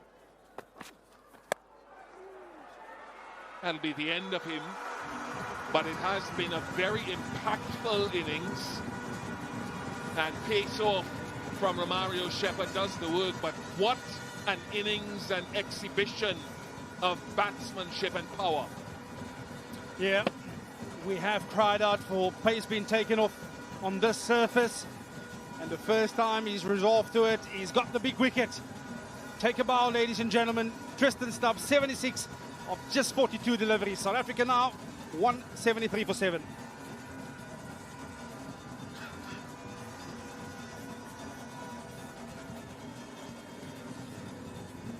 Don't know what it is about this tour of the Caribbean, but those late order partnerships, whether initiated by someone like Tristan Stubs, seems to be the thing in test matches and now in the T20 game. I agree with you on pace off. Kwena Mapaka played the Under-19 World Cup in 2022 out here in the Caribbean. Dominated the Under-19 World Cup in South Africa. Player of the tournament. Got an IPL gig. He also played for Mumbai Indians, Kwena, and initially Tristan Stubs. Yeah, he's a phenomenal young talent, and I'm pretty sure we'll see what he's over here for. It will be with that new ball, but here's the last ball.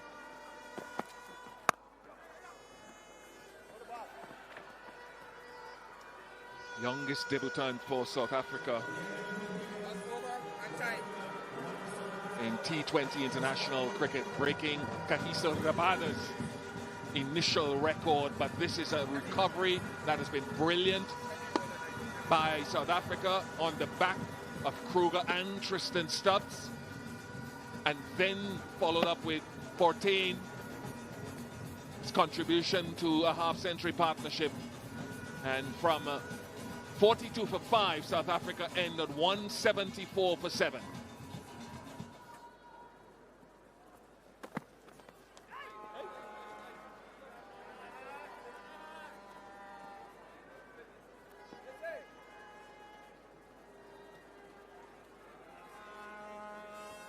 Hint of away movement from Andre Berger, and as expected.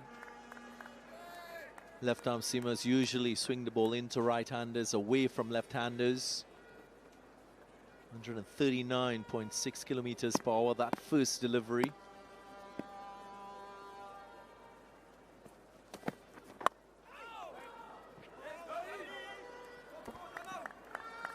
Just a bit of future planning here, DG, from Darren Sammy and the West Indies, getting Athenaeus up. He opened the batting in Nepal when the A-team went there a couple of months ago. So clearly they identify him as a potential candidate where they can maintain the left-right combination, and with 18 months to go for that next World Cup, he could potentially be standing alongside a Brandon King or Shea Hope, starting for the West Indies.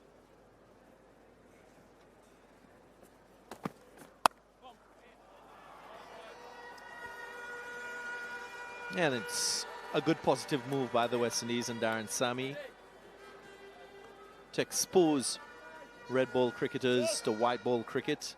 So this young man, Alec Athenaeus, make his test debut against India in Dominica. Now playing white ball cricket for the West Indies. You could even look at players like Casey Carty, Kavim Hodge, Michael Louis in a similar type of manner. Maybe expose them in time to white ball cricket, because the skill sets are quite complementary if you look at it from red ball to white ball and white ball to red ball.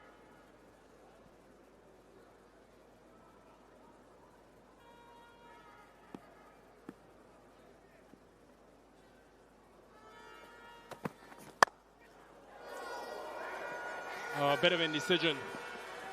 A similar shot he played against South Africa at the World Cup. He was caught at cover. Very first delivery he faced Shea Hope. Almost a repeat there. Ferreira, was that a chance? Just fingertips. I have to see that from a different angle to decipher if it carried.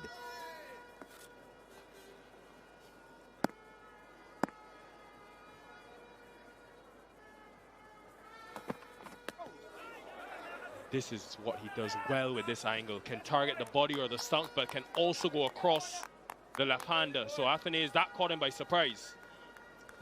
Cramped him for room. He was trying to advance, and then the angle just didn't allow him the room to access the ball and play through leg side. Also less time because of the excessive pace from Berger. Less time for Athenaeus.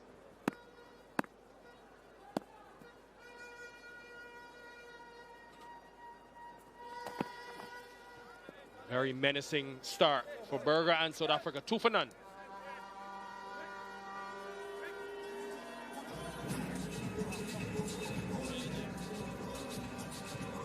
One of the fabulous things about that first innings from South Africa is the manner in which they kept their composure.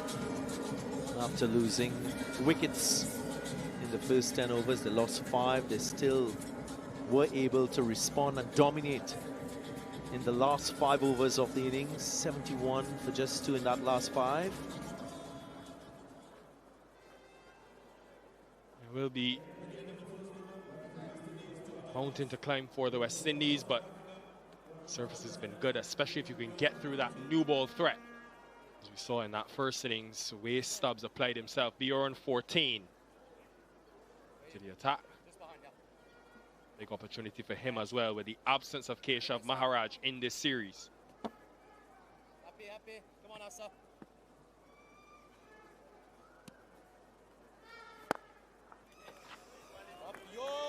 I guess the other big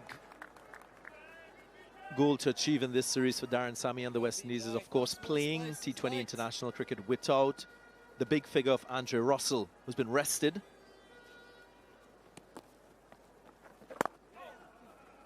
How will the West Indies T20 international side fare without the all-round abilities of Andre Russell? That power hitting, that 6-hitting ability that he has, ability for him to bowl extra pace, and at the back end, maybe he's a solution in about 10 years' time or 15 years' time. Another West Indian all-rounder. A lot of young cricketers at the ground, so I'm sure there will be many aspiring West Indian cricketers.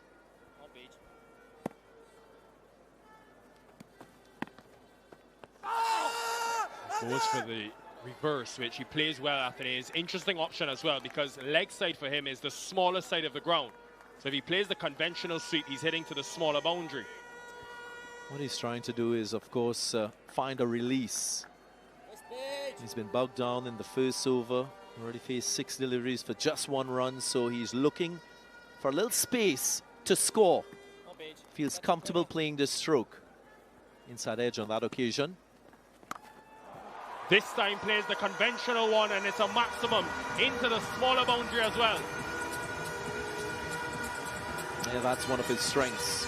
The conventional sweep, the reverse sweep. We saw that in the innings of 92 in the Test series. And he relies heavily on it once more. When he's back against the wall, he executes. He comes up trump on that occasion. Good thinking there by Atenez. Shot he plays well. Ball tracking tells us he averages over 50 with that sweep shot in T20 cricket. And remember, in that first test, Maharaj, another left-arm spinner, he played both the reverse and conventional against him and got to 92. Now deep backwards square in place, along with long on.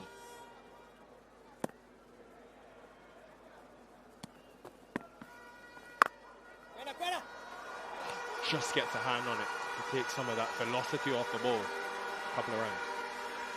And Nicol views what that reverse stroke in the fifth delivery has done is, of course, pushed Captain Aidan Markram to change the field. You spoke about that deep backward square. Now more gap in that mid-wicket region, and he's found runs there as well. So that's the beauty of the innovation in this format of the game. As a batter, you can dictate proceedings with the stroke options that you choose.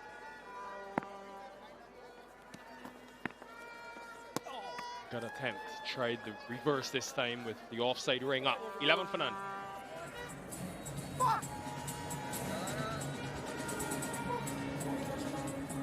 South Africa lost 3 wickets in the power play. The West Indies will want to establish a more solid foundation in that phase of the innings.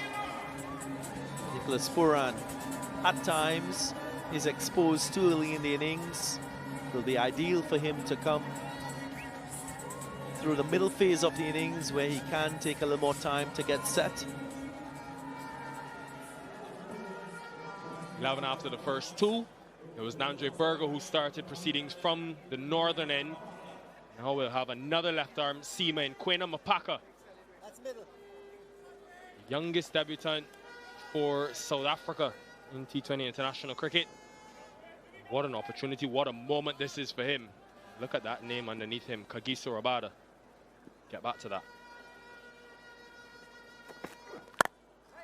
Be hungry to start. How has come full circle for him, DG?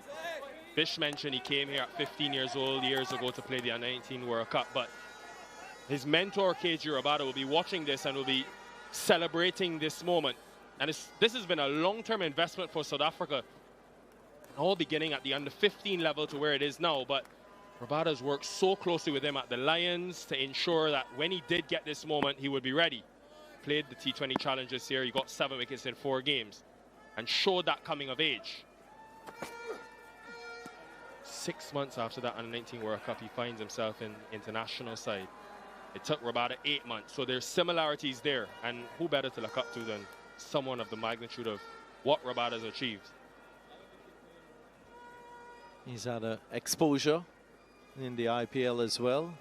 He's graduated from that under-19 World Cup, where he was a trailblazer with his 21 wickets, the most by a seamer.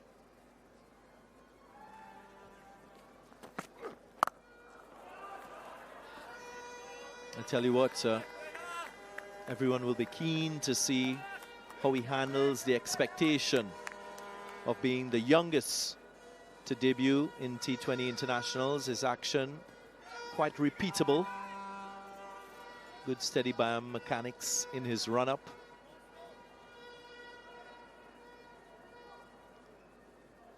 Can work up a good pace. That last delivery, 140 kilometers per hour. So deceptive, you can say. Squeezes it past Shea Hope. He's been tentative to start. The good speeds from Mapaka, 147 kilometers per hour recorded in this over.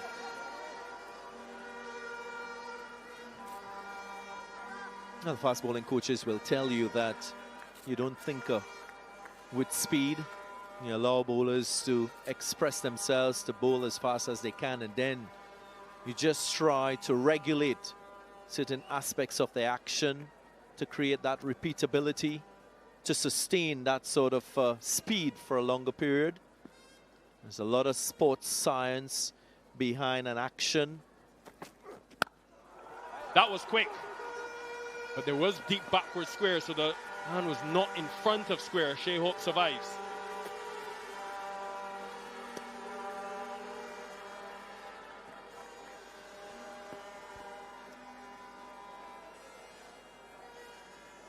We'll look and see. He's got a braced front leg, which is always advisable from an injury prevention point of view. Not absolutely necessary. Sports science will tell you that young fast bowlers are trained to have that braced front leg. That last delivery, DG, 145 kilometers per hour. And he plays his rugby at home, so he's a strong boy. And just reviewing his action from side on. Look at that right leg, just brace, which allows him to come over and extract excessive speeds. Sir Curtly Ambrose will tell you it didn't matter to him. He had a collapsed front leg and he still bowled with accuracy and pace, so it's not absolutely necessary.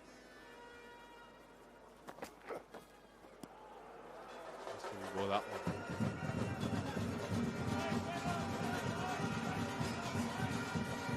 They just string down the leg side, so these young cricketers with obvious excitement, with the talent on show.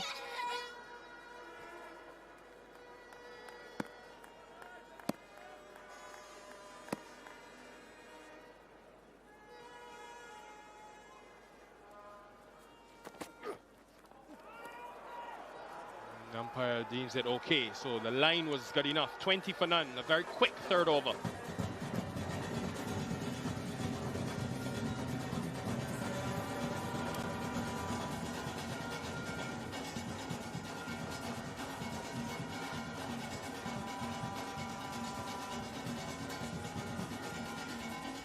West Indies, of course, tracking on their way to the target. They need 175.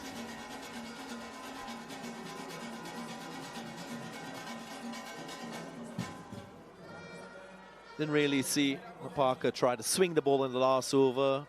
He was keen to allow the pitch to work for him. Can we expect the same from this man, Neil Bartman? Usually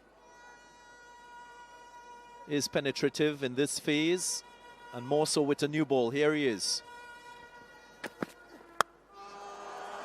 That is extremely good from Shea Hope. Top class. He's so good on the eyes, Shea Hope. Has a really good technique. Looks very pleasing when he's on the front foot driving the ball, full face of the bat. They'll often say when you see a stroke like this, and he gets the most out of it.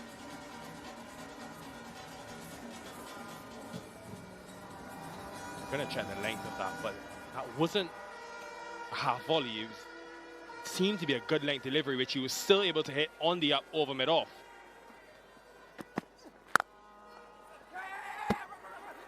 Determined.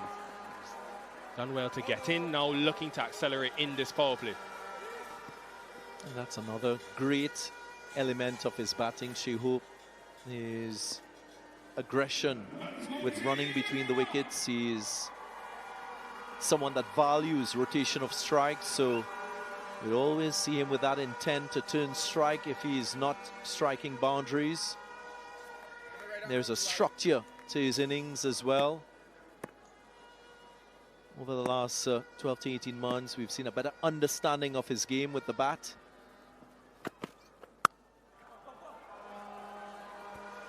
Nicely timed. Does enough. Round a dozen on that. The point boundary to keep it to 2. Yeah, Nickel Viers, I remember Shehu speaking about his clear intent to improve his white ball game. I remember him going to the Pakistan Super League to hone his skills in this format. That landed him that opportunity to play in the IPL this year. He's dominated the CPL. Maybe doing too much with the angle. But it's great to see West Indian players so determined to master different formats of the game. We'll look at this LBW shout. Maybe height the concern. The umpire unmoved with the appeal. That right there is Bartman's strength. Underrated power play bowler. Has all the variations for the back end, but very good seam position and the ability to hit a good length consistently with the new ball. And sometimes can get a bit of nip depending on the surface and conditions. And a good adjustment after he was hit for the 6 early in the over. The other thing I like to say about Shehoop is the fact that he's mastered ODI cricket. And he still has the motivation within himself to try and master this, the shortest format of the game. And with what I've just said, you can surely say with confidence that he has, to a large extent, mastered T20 cricket and batting in the top 3, top 4.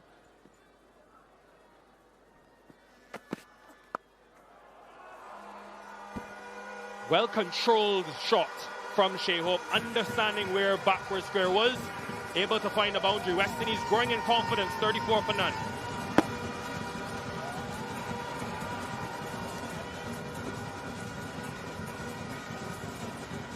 Yeah, slightly shorter this time from Neil Bartman, and Shehoop just riding the bounce, knowing where that deep field, the leg side was.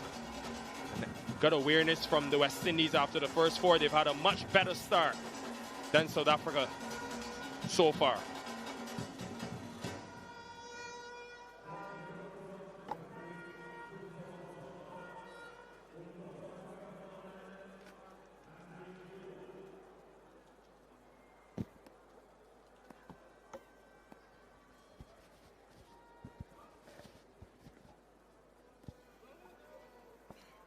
Nandre Burger.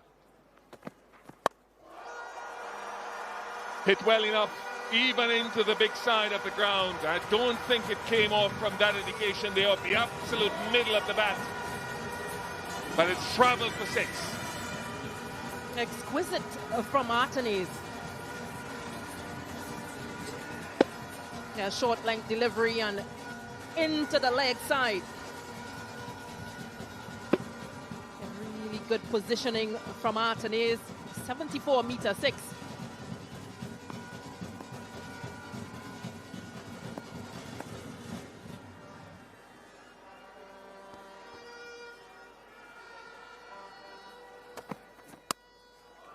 Nice.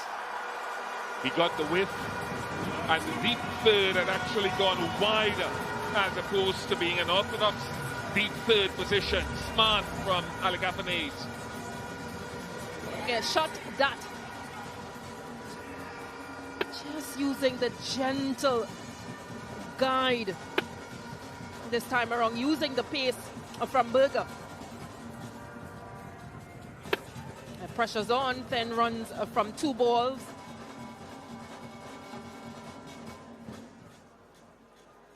All 1-over spells so far from each of the South African bowlers.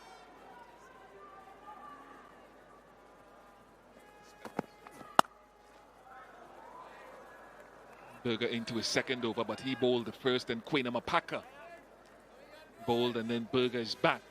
So Aiden Markram trying to keep things different. This power play, a critical phase of any batting option, any batting performance in T20 international cricket, T20 cricket in general.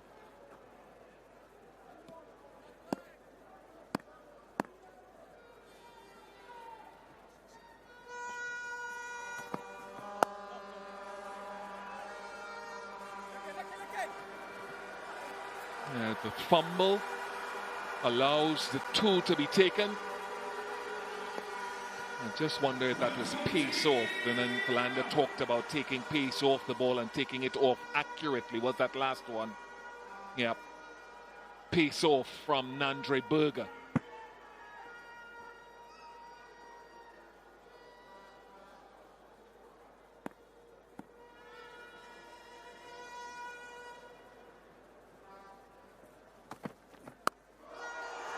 Very good from Alec Afanase again. The 50 comes up for the West Indies. They're enjoying this little phase. Started the over with 6. Penultimate ball's gone for 6. Yeah, this is incredible ball striking from Afanase. He isn't trying to force the issue too much, just sitting back and dispatching these deliveries. 18 runs already from the over. There's still a ball to go. 52-run partnership. Afanase contributing a 30. What's your best ball? What's your best ball to close out the over with a deep, wide third or deep backward point and that deep square leg? Is it pace off again or not? I wonder if he tried pace off there or if it just slipped. It's a no ball for height, I think. Above waist high, so a free hit now for Alec Afanase to line up and try to manage.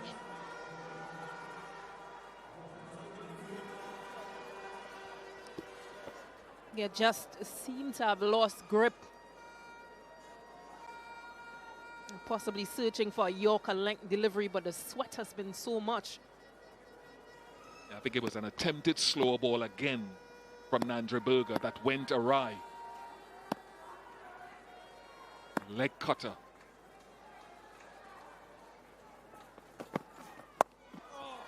Gets away with it. 20 off the over. 54 without loss.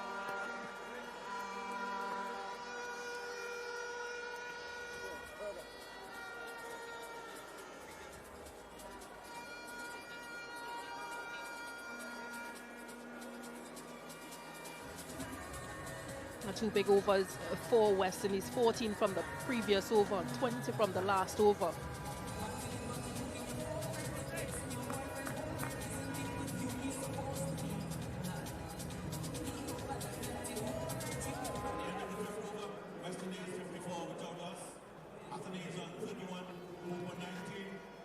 Captain has taken the ball himself to bowl the final over of the power play. Dismiss Nicholas Pooran in that important World Cup game. And Afanase sweeps himself to another boundary.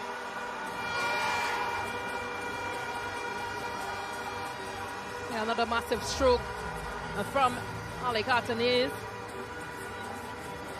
Kids are enjoying it. Yeah, he has scored a number of runs on the leg side, especially with this sweep shot. Really favors it. He'll force a change in the field. Yeah, deep backward square goes into position now and the other deep fielder is long off. Try to get it under the bat there, Aiden Markram. And just the intent is good from Alec Afanase, because it's the power play overs and it's only 2 fielders out. So maximizing during this phase.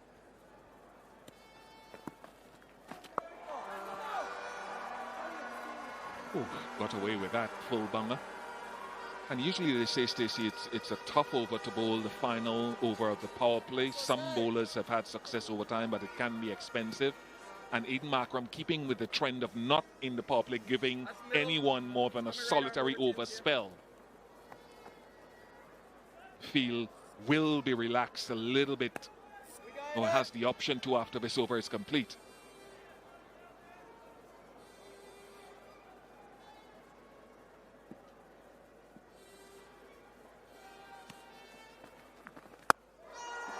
Yes, and it's proving expensive here as well. Nice, lovely ball striking from Shea Hope. Incredible ball striking. Again, just knowing where those fielders are placed. It goes high, goes hard, goes for maximum.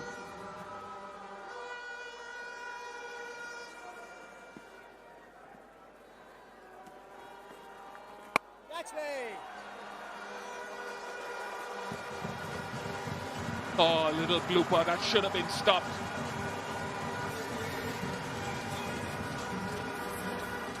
Got around, did the hard work and could not pull it back in. Yeah, slug sweep into the leg side from Shea Hope. Fielder did all the hard work, got around to the delivery, but just couldn't keep it in.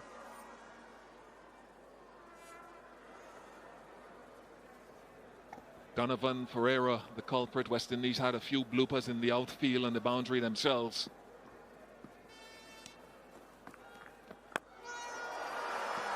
That looks as though it has distance on it. This has been a magnificent power play. 75 without loss.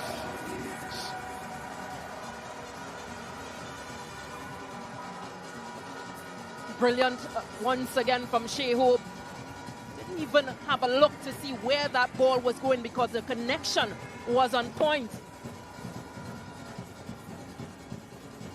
89.6 meters. 21 runs from that over.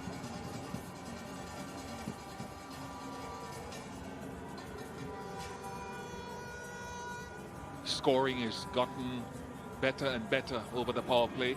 And just remember, South Africa were 33 for 3 at the end of their power play and still went on with a good back-end effort to get that 174. Yeah, this is what the West Indies were able to take from the South African over. 21 runs. Amazing ball striking.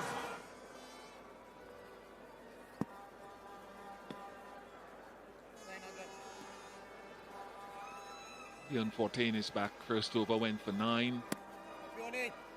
He's got 3 deep leg side fielders. Alec Afanese has peppered the square boundary. Shea Hope has scored more down the ground so far in the innings.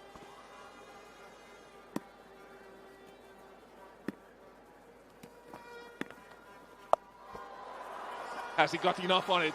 He has. Yes, he has. Good effort. Really good effort by Queen Mapaka. But he couldn't get his hands on it. It would have taken some catching, to be honest.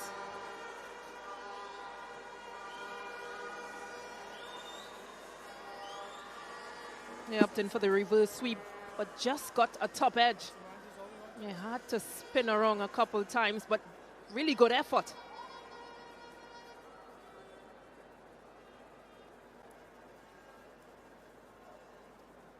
Couldn't blame the old Stitian's youth. Couldn't get to it even if he was Usain Bolt.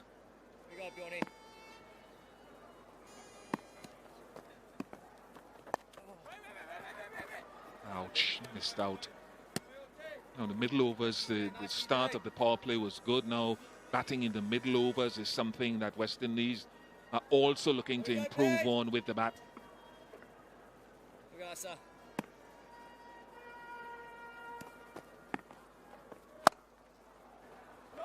Gotta hit the gaps. Yeah, most definitely with 5 fielders out, it becomes harder in terms of scoring boundaries. So we've always spoken a lot about how do they maneuver, how do they score runs, pick up 2s, 3s in this period.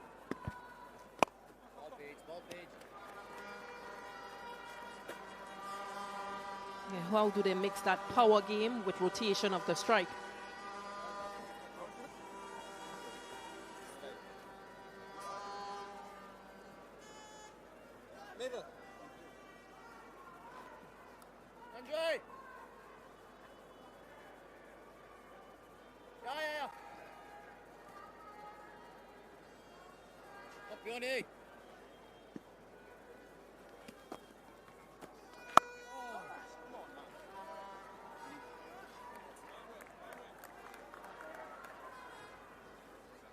Page.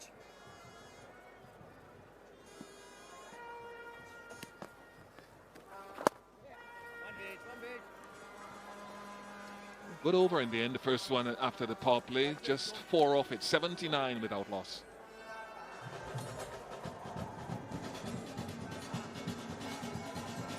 Scoring areas for Artenes. He's been strong behind the wicket. Almost 30% of his runs being scored in that area. Compared to Shea Hope, who has scored almost 70% of his runs down the ground. So it's different strengths from both batters.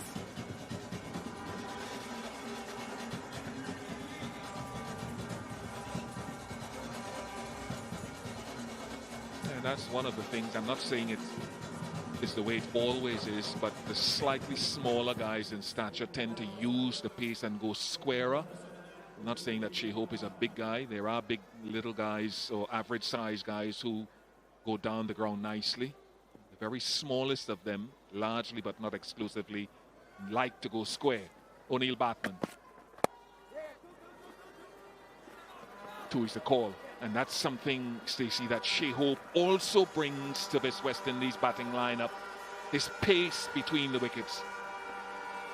It has been really good running between him and Artenes, and for two persons that haven't really opened very much for West Indies, it's good to see. Just that understanding as well. South Africa need to find a way to break this.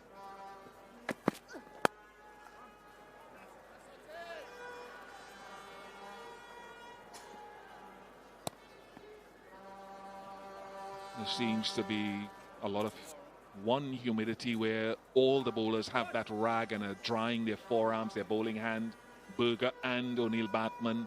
But also you wonder if there are remnants of moisture from the inclement weather earlier.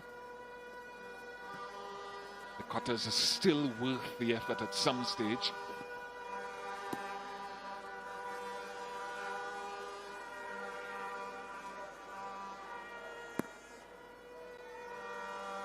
Seam up grip.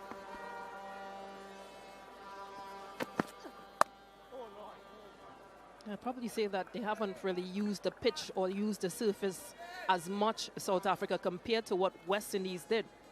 They bowled in good areas, much straighter lines, which created or forced South Africa to play at deliveries that they weren't supposed to play at, and literally gifted some of their wickets.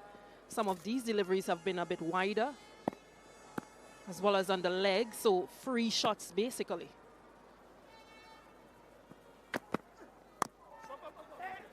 There was pace off. We'll see that again a little bit later on, because the power play was beneficial for the West Indies batters. 75 runs scored in the power play. It was just really good execution from Artenes and Shea Hope. Good understanding, good use of the crease. And South Africa at that phase with 33 for 3. So West Indies will look at this and think that they've won that phase, and look at winning other phases as they go forward in this run chase.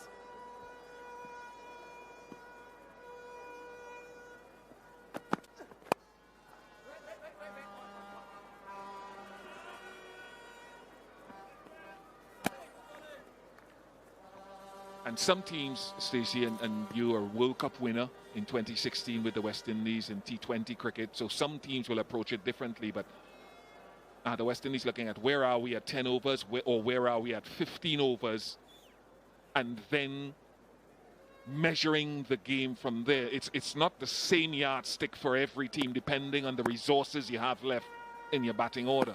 It's one way you could look at it. Yep, not a strong down that area, you see. That's good. Good length, and the opening partnership is finally broken by O'Neill Bartman.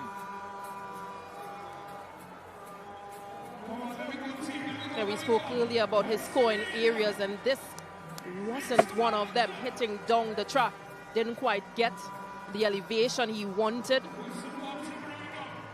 And an easy catch for Aidan Markram.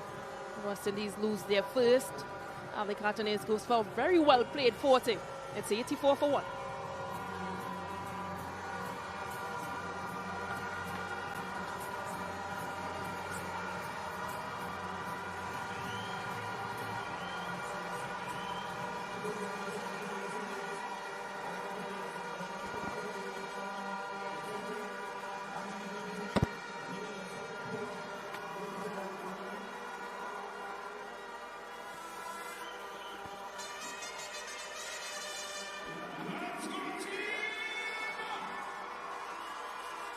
West Indies have had a healthy start to this game, but credit to South Africa.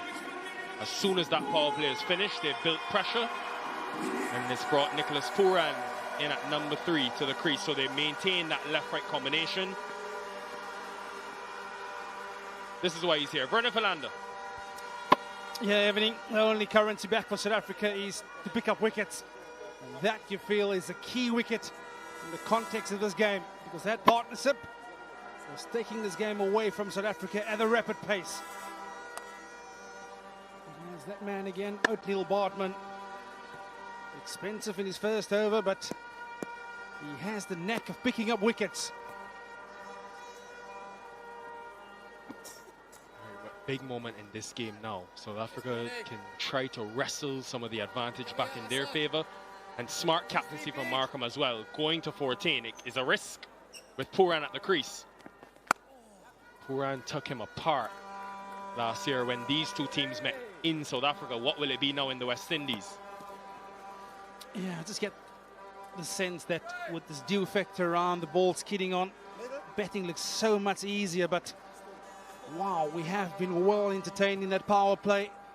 Alec Athenaeus, Shy Hope, identifying that perhaps they can put the foot on the accelerator a little earlier. Yeah, I figured 19 from 6 it was last year, Vern. In 1 over, Puran hit him for 3 sixes. And he's not going to miss out. Even though he's now come to the crease, he thinks this is his matchup, and he's going to go.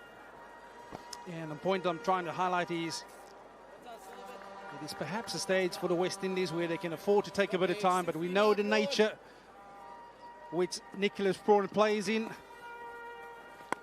He would feel that this is his matchup. Bjorn Fortuin turning the ball back into him.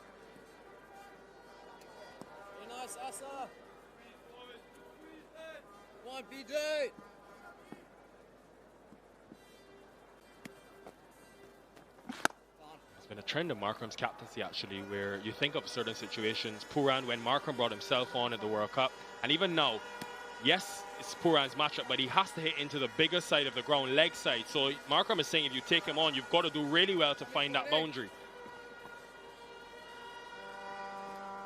Yeah, you look at the leg side field, you've got all the fielders back. Long on, deep at wicket, square leg, they're all on the fence. If you're going to take it on. Over, long off, and that is the sheer power of Nicholas Pooran, and he doesn't miss out on his matchup. Yeah, this is the fashion that he operates in, Nicholas Pooran. He's identified that this will be his matchup. And just look at the flow and the swing of that willow. Bjorn Fortuin slightly quicker through the air, but beautiful weight distribution in the execution of that shot by Nicholas Pooran.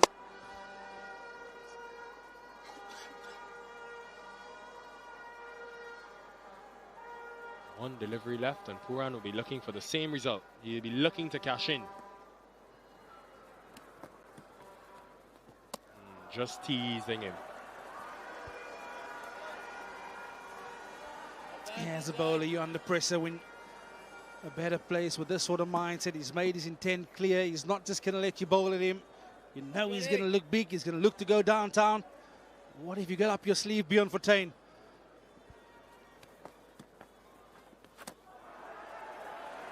Yeah, for a second time, he's outfoxed him. Another wide delivery. Just trying to stay away from the hitting arc leg side for Puran.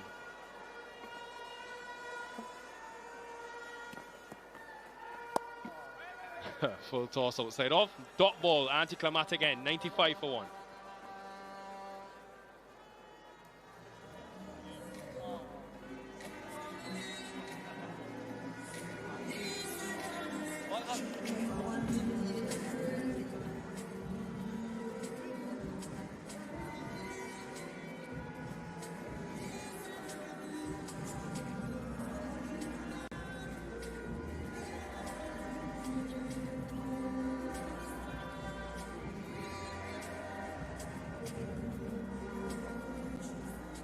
For 1, boiling down and shaping up to be a really nice contest. West Indies have got 9 wickets in hand. But a few quick wickets now could really change the flow of this game. Will be a change of ends for 18-year-old Quena Mapaka, now from the southern end.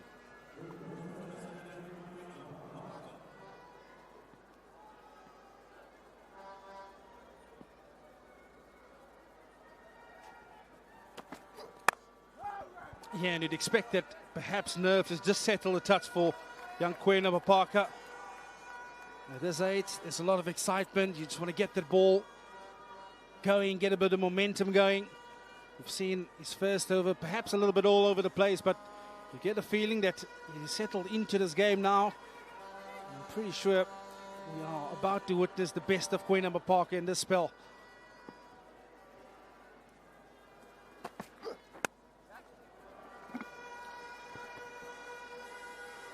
Very big statement this, and you would know better than me, but for Rob Walters, they said they wanted to bring Mapaka into the squad just to get him into the system, but for him to play the first game ahead of someone like Lizard Williams, it clearly is sending a message. Yeah, absolutely. I think he's got wonderful ability. There's the potential element. For me, it's about managing a player at this sort of age. Yes, you want to give him a taste of international cricket, but you also want to make sure that he's taking all the learnings from a particular game like this. And that's why he's been brought on tour.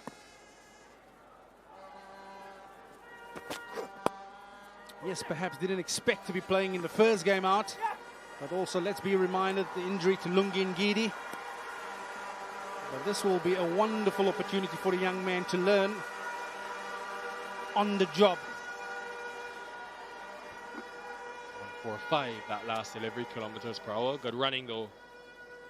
Unable to get back for 2.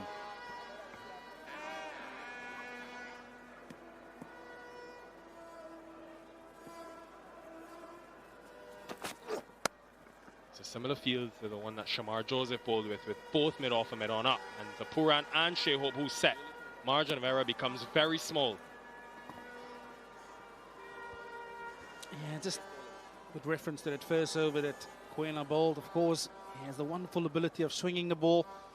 This evening, perhaps just a touch too short in that first over. So I don't think we've seen the best of him, and he's a bowler that want to utilize that new ball. I think that's key for him.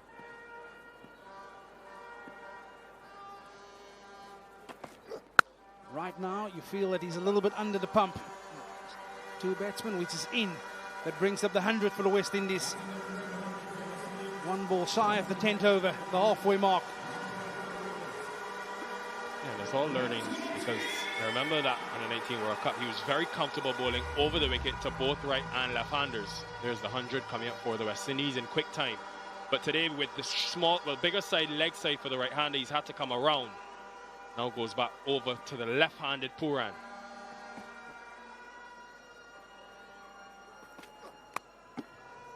Very good over. Just 5 from it, 100 for 1. I think what we can expect of him, he'll be doing a lot of changing ups.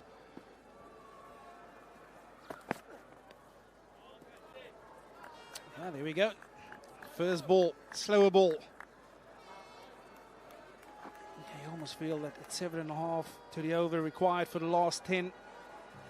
Just rolling the fingers over the top of that. South Africa, they all have to pick up wickets. They'll have to get rid of that man, Sai Hope, who you feel is firmly set. He's used to the pace, the bounce, the conditions. If they can get rid of him, that would open the door for South Africa. It's been a good show of his flexibility. Shea Hope, for a year and a half, he's been batting at 3 and 4 for the West Indies, having a different role, but even at the World Cup, when he got that unbeaten 82, when he got that unbeaten 82 against the USA, it was at the top of the order. So this will only strengthen his position in the team, the ability to do many different things at any different time in varying conditions. Yeah, such a good point you make there. Initially, when I also saw Shea Hope, very conservative in his approach, but now he's looking to be a lot more assertive, to impose himself on the opposition, and he looks a completely different player. And in this format, that's what you want.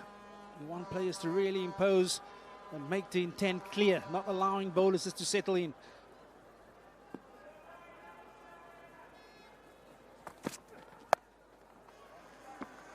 They've only gone on a run of ball since that wicket, but as you said, Vern, they can understand that it's okay. They can take the foot off the gas because they've gone at such a high rate in the power play. And not losing wickets, especially with Puran and Hope, are going to be the two most important batters in that West Indies lineup because of the ability against spin. Just understanding that there's time to get in on a decent surface to ensure they chase these runs.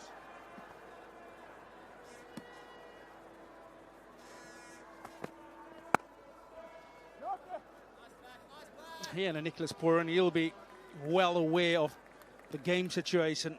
Yes, in the past, would have seen him play a couple of reckless shots, get out. But like you said, that power play afforded himself a bit of time. A bit of time to get in. We know he's explosive. We know he's exciting to watch. But you also look at the match requirement, the game situation. And that's asking him to get himself in. Just trying to tempt him to take on that bigger boundary. They will get an extra run for the overthrow. Almost 3, just 2 in the end.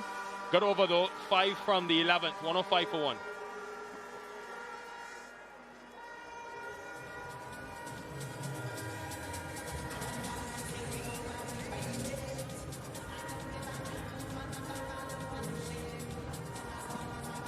To get the last 9 for the West Indies. Shea Hope didn't play the majority of that T20 World Cup, but the fact that he's been able to come back in and get a score will do his confidence a world of good.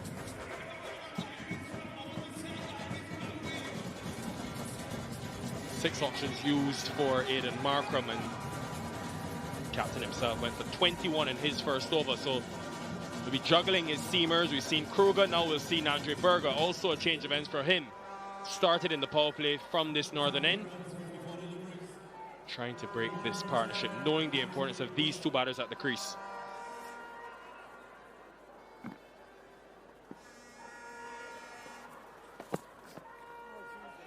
Yeah, and I like the angle of operation here by Andre Berger, coming around the wicket, trying to tuck up Shea Hope. Just taking all the pace off that delivery. That's a smart ball to bowl. It's still seam up. And as a batsman, you get absolutely no visual clue to that.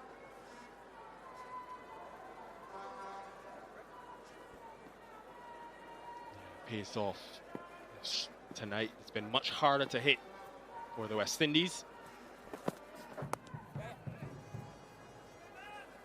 Just building on that conversation, Vern, from the last over. These two, the presence of these two, I think Nicholas Pooran, and you think back to that same South Africa game in the World Cup, when Shamsi and Maharaj ripped through the West Indies, and he's got to understand his importance because of his ability against spin. And the West Indies, you heard Bish and Stacey talking about it, it's something that they need to enhance, the way that they play the slower bowlers in the middle. But for Puran and Hope especially, I'll put a Roston Chase in there as well. The three of them and their presence at the crease becomes paramount going forward in T20 cricket because of their ability. The next World Cup is in India and Sri Lanka, so important for the West Indies to rectify that. And that is glorious. Mid-off up, easy pickings for Nicholas Pooran.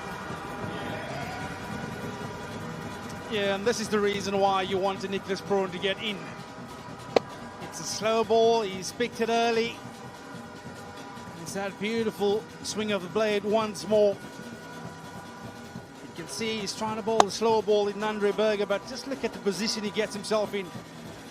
Nicholas Pooran, he's a dangerous player once he's in. Yeah, every coach will be begging him, give yourself a bit more time, because you can always catch up with the rate.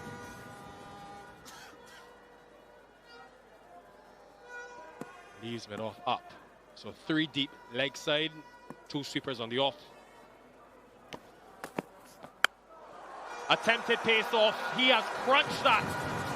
Back-to-back sixes, pressure on.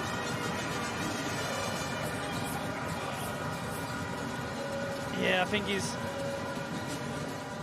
said, I've had enough of this. I want to get this game over and done with. Nicholas Pooran. It's a pace-off delivery, but it's a full toss. And that one has gone the distance of 100 meters. Yeah, it's real tough now for the bowlers. Dewy outfield, wet ball. It is so difficult to control. Nicholas Pooran is taking full advantage of it at this moment.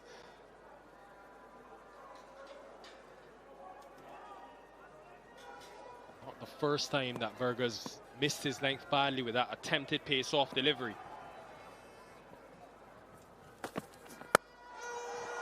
This is majestic T20 batting from the best in the world. 3 sixes in the over. Absolutely brilliant. We know he possesses the power hitting ability. On this occasion, that's in the slot. And Nicholas Pooran said, I'll have some of you, Nandri Burger. The quicker you come, the quicker you'll go.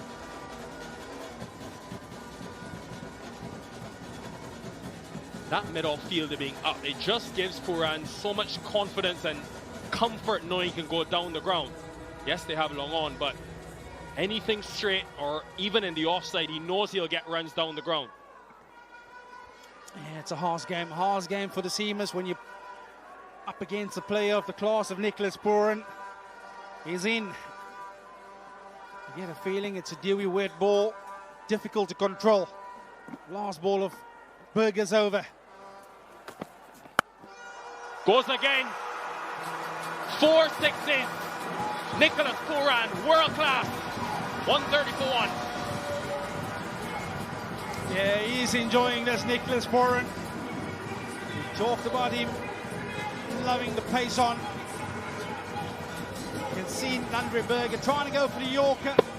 Misses his length, and that is something you can't afford to do against a player of the class of Nicholas Pooran. He's having another maximum. That's 4 in a row. 130 for 1.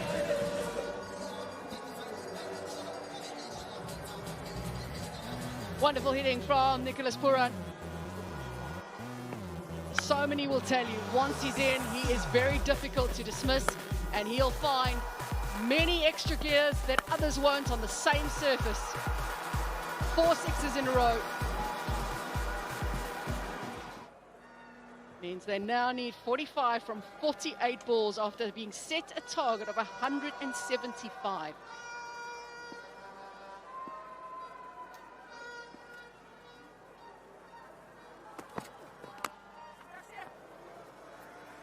Samuel Badri has joined me. Samuel, this game has been interesting to watch. It's had so much about it. How would you assess the performance from South Africa in the field? Hello Nat, hello everyone. I thought you were going to ask me about the West Indies. Yeah, it's been quite disappointing. Firstly, with the bat in that power play, where they lost so many wickets, and then with the ball, they seem to have no answers to the questions being asked by the West Indian batters. It's absolute carnage here at the Brian Lara Cricket Academy. And West Indian fans might be wondering, where was this performance not too long ago in that virtual World Cup quarter-final?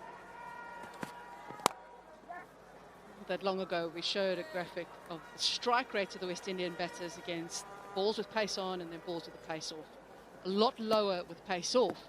The thing that the South African bowlers are struggling with is when they are trying to go for those slower balls, they're struggling to actually find their control because the ball is slippery, it's wet. Seam would obviously be really wet and soaked. It's difficult to grip and find that control. A lot of teams practice with a wet ball in the nets when they know there's going to be possibilities of dew. This would have been maybe different preparations because you're technically starting in a day game, maybe not expecting the dew to come in as early, but with the weather that we've had, it's just sort of changed the conditions quite a bit.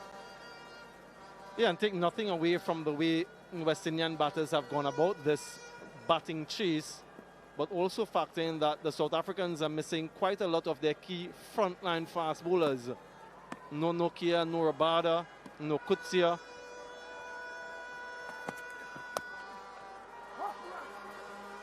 /50 partnership. It's come off 30 deliveries, and after that opening partnership of 84, it's exactly what the West Indies would have needed.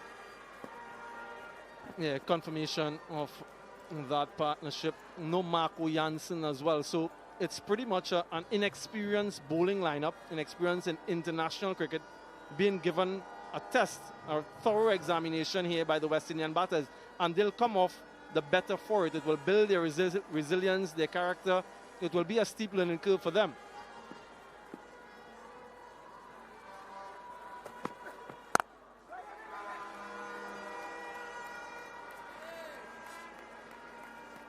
Good thing now from a West Indies point of view, there's very little pressure on them in terms of getting this target. They've got 9 wickets in hand and they've got to go less than a run a ball, so there's nothing to worry about in terms of net run rate. You don't have to finish this in a certain time. It's just about getting the win.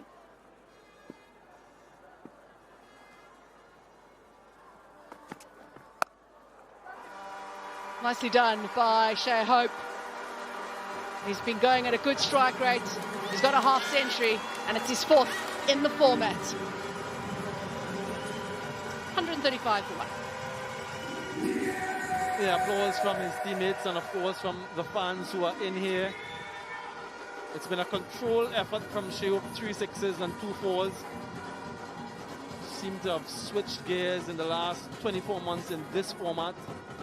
Had an opportunity, a couple games in the T20 World Cup as well. Absolutely smashed the USA in Barbados in that T20 World Cup.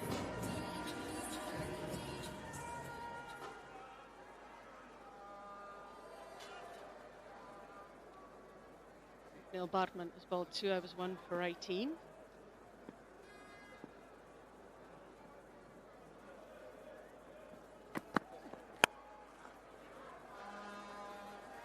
Not too long after this game is completed, we will have the women's CPL match between the Trinbago Knight Riders and the Guyana Amazon Warriors. Of course, the players have already arrived. Both of these teams need a win. We've had the Barbados Royals win their first 2 games. They've got a few days break now, the Barbados Royals, and now these 2 teams need a win. Obviously playing on the same surface as this pitch as well.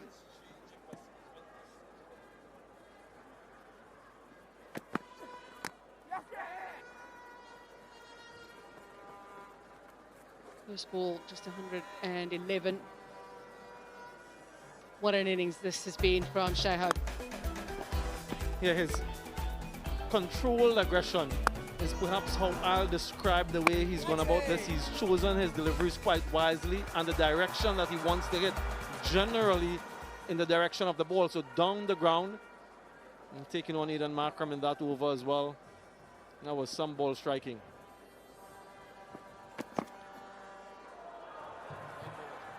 Is that a way you would sort of describe the way he generally goes about his batting, controlled aggression? Yeah, like I mentioned a little bit earlier, there in the last 18-24 months, he sort of flicked the switch a little bit in T20 cricket, in the CPL, playing for the Guyana Amazon Warriors. Given the opportunity at the top of the innings, he seemed to understand a lot more now as to, I suppose, the tempo of a T20 innings. On target he is. Has that not slipped down the leg side? Gregory Brathwaite says no. He's happy, but the review has happened straight away. Leslie Reef, our 3rd umpire, will have a look at this. Review out on field. 3rd umpire, television director. We have a player review for LBW. I've checked the bowler's feet. It's a fair delivery. Can you move on to front on, please?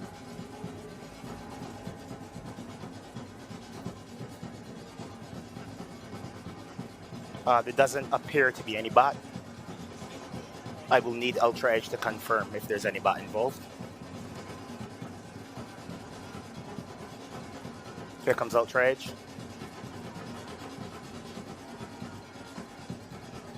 Yep, ball impacts the pad first. There is no bat involved. Can you move on to ball tracking when available, please? Standing by on ball tracking, Greg.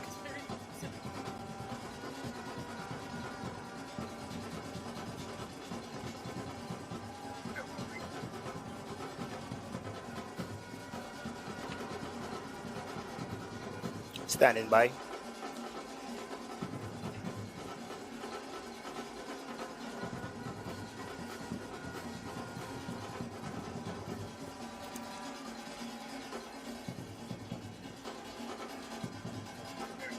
Here comes ball tracking, original decision out, pitching in line, impact in line, wickets, umpire's call. I'm ready to go back on field to Greg. Greg, you can stay with your out decision. You're on screen, signal now. Decision upheld by the umpire. That would mean the end of Shea Hope.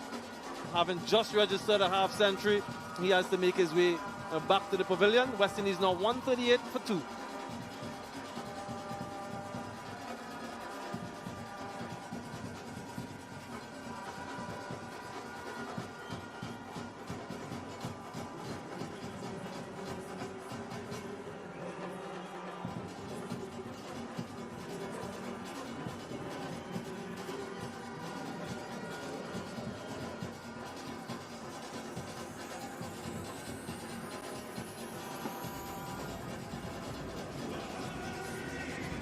Wickets have been few and far between for South Africa.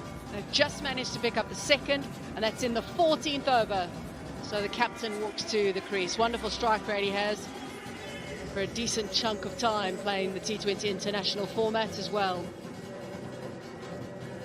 Comes to the crease with his team in an excellent position. The only question really would have been, was this slipping down the leg side? You can see from the angle that he's bowling as well, that it was on its way, but it was just enough to get South Africa and Bartman the wickets. He's got 2 now to his name.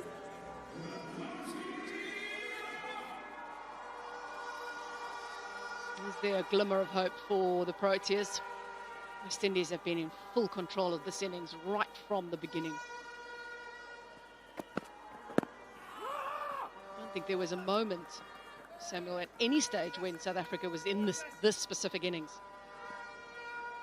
Yeah, it's been comprehensive from a West Indian standpoint. That opening partnership really set the tone for them, established control, and they haven't relented since. So it has been a sustained pressure with the bat. All of the South African bowlers being given a test. Shea Hope and Anthony is that masterful partnership.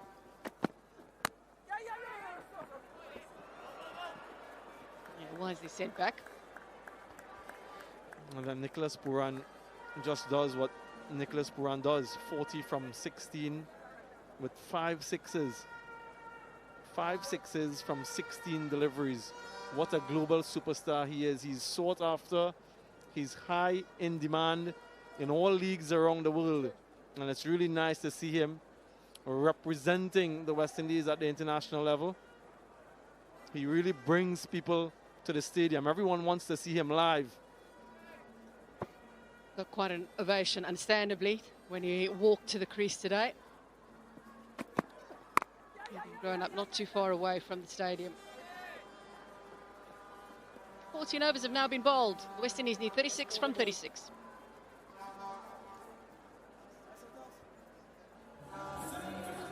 Yeah, this is the first of his 5 sixes. Krueger, and then beyond 14. But this over in particular took a liking to some delicacies being served up by Berger.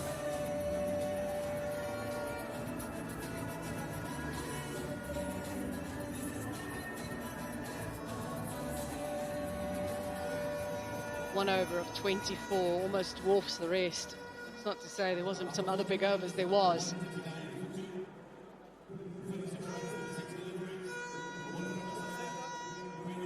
12 balls since the last boundary, but that's not because South Africa necessarily had control. It's just because the West Indies haven't had to find that extra gear. Cruising along at the moment. All right, Quinn Mapaka is now going to come around the wicket. It's got the shorter boundary to the leg side for Powell, so just got to be careful that he doesn't stray too much into his pads. If there is any breeze, he'll be going with the wind as well. There hasn't been much breeze all the way through this game.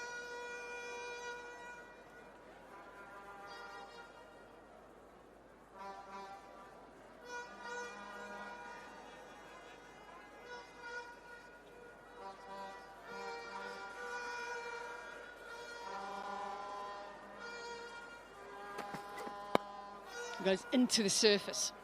There's Quinn Mapaka. Feeling maybe that's the best option. He's done that quite a bit today.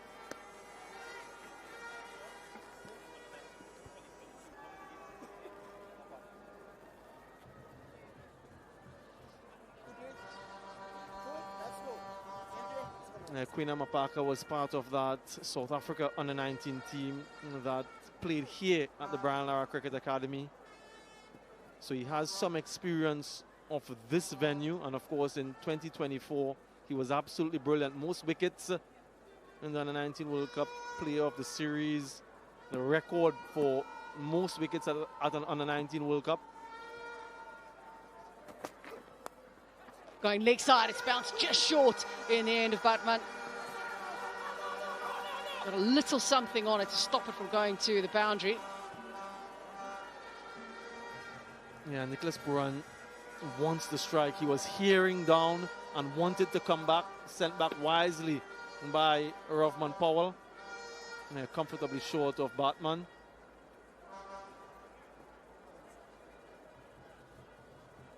I really like the way that this youngster has operated from the moment I first saw him to now.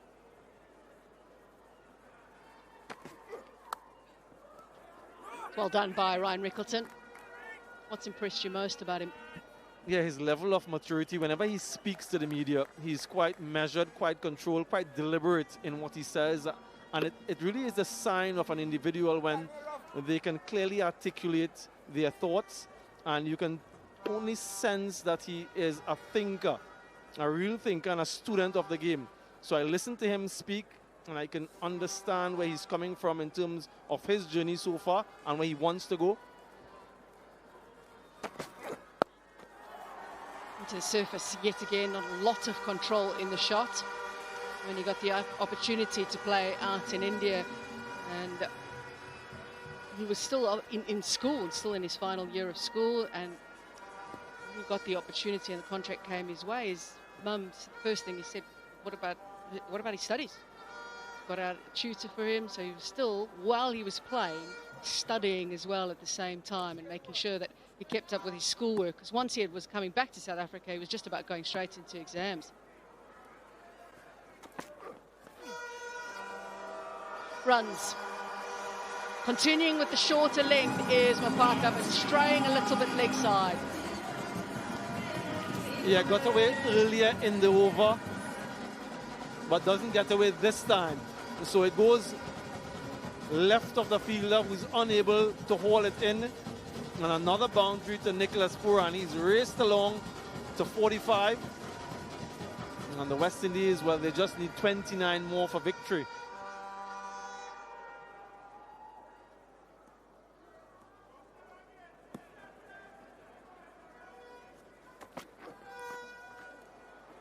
And a nice take behind the stumps. Nicholas Pooran thinks that had to have been a wide. Umpire says no. So it'll end the over. 15 gone. 146 for 2. Yeah, that was a tough examination for Queen Mapaka in India in the IPL, that first game that he played. But it would have built his resilience, and I suppose in many regards his character, coming back from that performance and knowing that you still have what it takes to perform at the international level. And so he is for South Africa now in T20Is.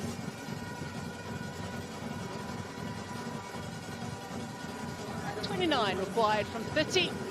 Nicholas Pooran is well set on 45, going at an incredible strike rate of just under 240.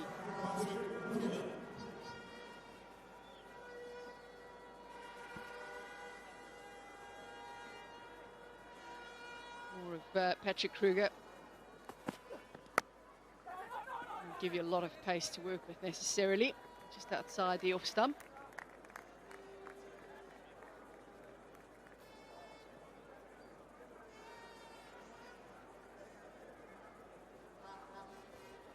These two, the powerhouses of the West Indian batting lineup, the real engine room. Captain Powell and Nicholas Pooran, vastly experienced these two, playing leagues around the world and being involved in international cricket for some time.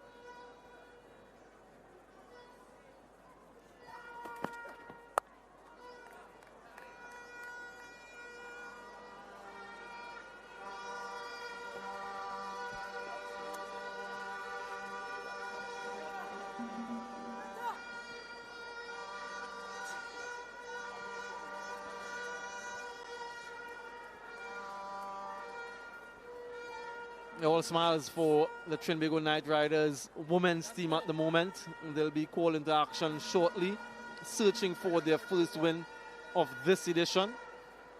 And both teams actually, Guyana Amazon Warriors women's as well, looking for points.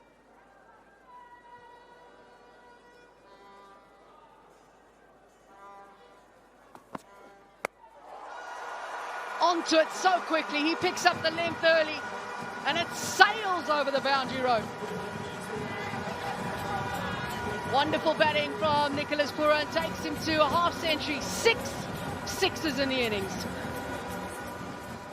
And I think that he is smelling blood, Nicholas Pooran. Look out, folks, buckle up. This over might have just as much fireworks as we saw previously. 100 meters, that 6. He's hitting with the wind, short side. Yes, wonderful batting. And they're certainly enjoying it. Lots of local support here for Nicholas Pooran, a son of the soil. I expect a couple more 6s in this over, Natalie. Certainly would. And that celebration we've seen a few times in the UK when he was playing franchise cricket out there recently. He batted beautifully there. In very tough conditions, by the way. A lot of batters struggled in the UK. The ball was doing quite a lot. The pitches weren't easy, but he made it look so easy. Right, where to here now for Puran and Krueger. Goes very, very full. Can't quite get under it, but he can place it well enough. That deserves a round of applause. That deserves some music as well.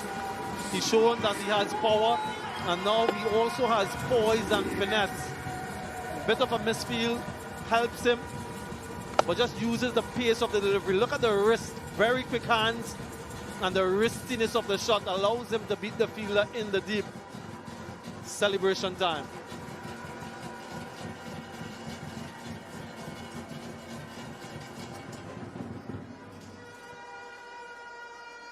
.282 boundaries for Nicholas Pooran in his T20 international career, the most by any West Indian batter, passing Chris Gale. He is someone who deals in boundaries. Both, obviously, Chris Gale and Nicholas Pooran, incredible players, but so different in so many ways. Look at Nicholas Pooran, he's obviously quite a bit shorter, a little bit smaller. But he generates so much power with those quick hands. That has cracked off the bat. Yeah, the change in field prior to that delivery sort of telegraphed the line that Bartman was going to bowl. Krueger rather. And Nicholas Pooran just set himself outside off stump and smacked a 110-meter sixer. That is some power from Puran. Can't allow to give him any sort of cue as to what you're going to do as a bowler. He has deep third, deep point on the boundary on the offside as well as a long off.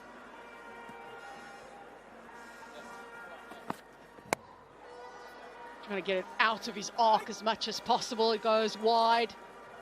An incredible over for the West Indies. 18 from it. They now need 11 from 24.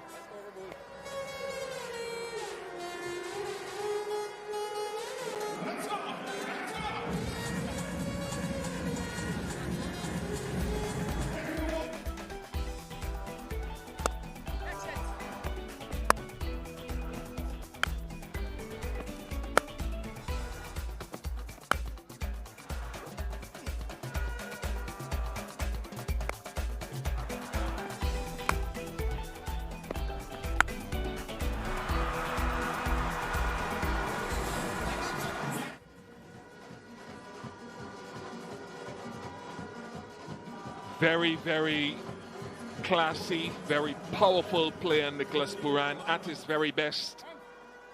He's up there with the best in the world in this format. Just 11 required.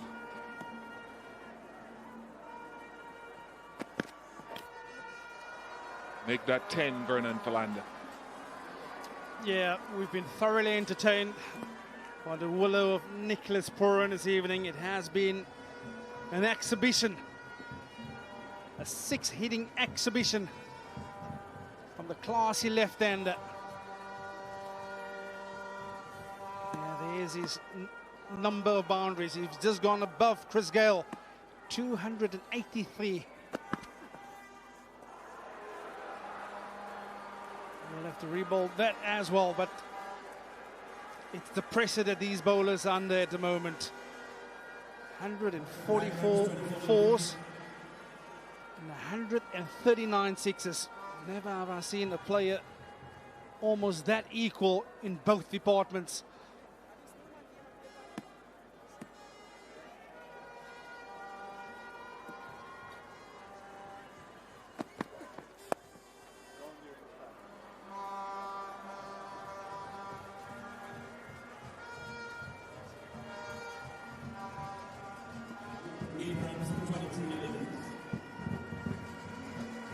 There's so much of this game that was set up by different people, and I thought Matthew Ford has a great case for being one of the more prominent players of the game, with his wickets at the top, with Akeal Hussain getting one,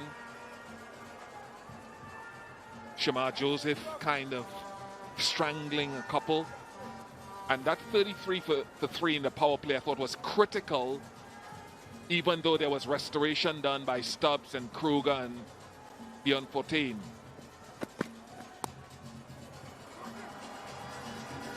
Shea Hope's knock was crucial in that partnership,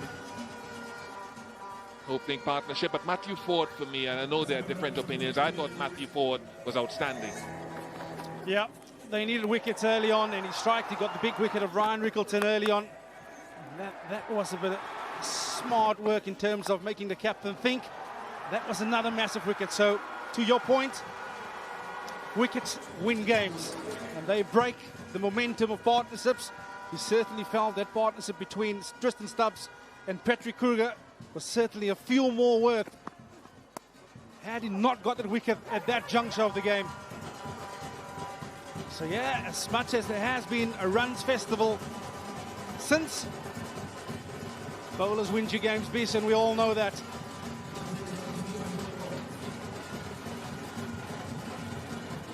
Find no disagreement here with me, Vernon Philander.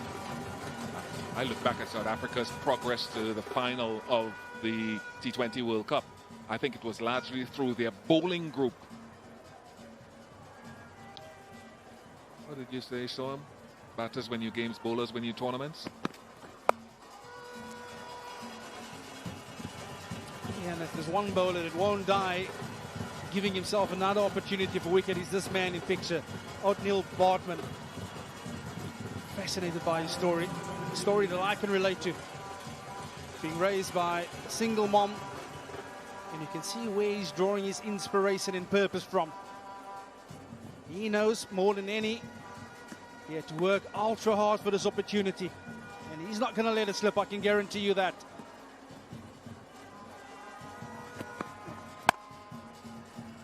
Nicholas Pooran was looking to line that up to finish the match with one shot. You could hear the grunt after he knocked it down the ground for one. Yeah, I've been really impressed with the innings that Nicholas Pooran played tonight. And that is what you want from a young player who have gone out, he's learned, he's strayed, and you just get the sense that there's a real sense of hunger. He wants to finish this job tonight.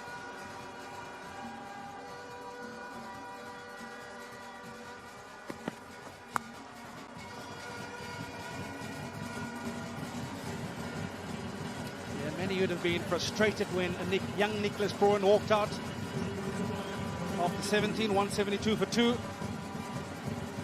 When he was going through his learning phase, sometimes get out with some reckless shots, but I get the feeling that he's learned, he's found the balance in his game, he knows when to pull the trigger, and yeah, this is how the game rewards you, repays you.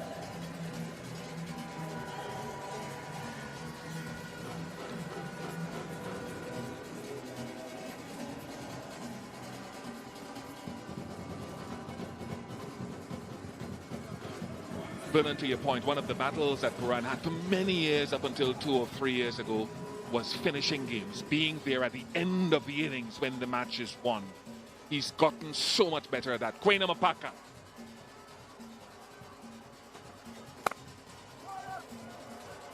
I go back to that on the 19 World Cup with Quaina Vernon, and you would have seen it. He was just above his age group in South Africa in that under 19. Guys were just late when he swung the ball. And he understands his game, Vernon Philander. He'll tell you when it's swinging, I know that I can go full. When it's not swinging, he said with his own mouth, I've got a game that can also handle that at that level. He learned that different things need to be added as he goes senior level. He'll work on his run-up. The biomechanics of it still needs to be ironed out.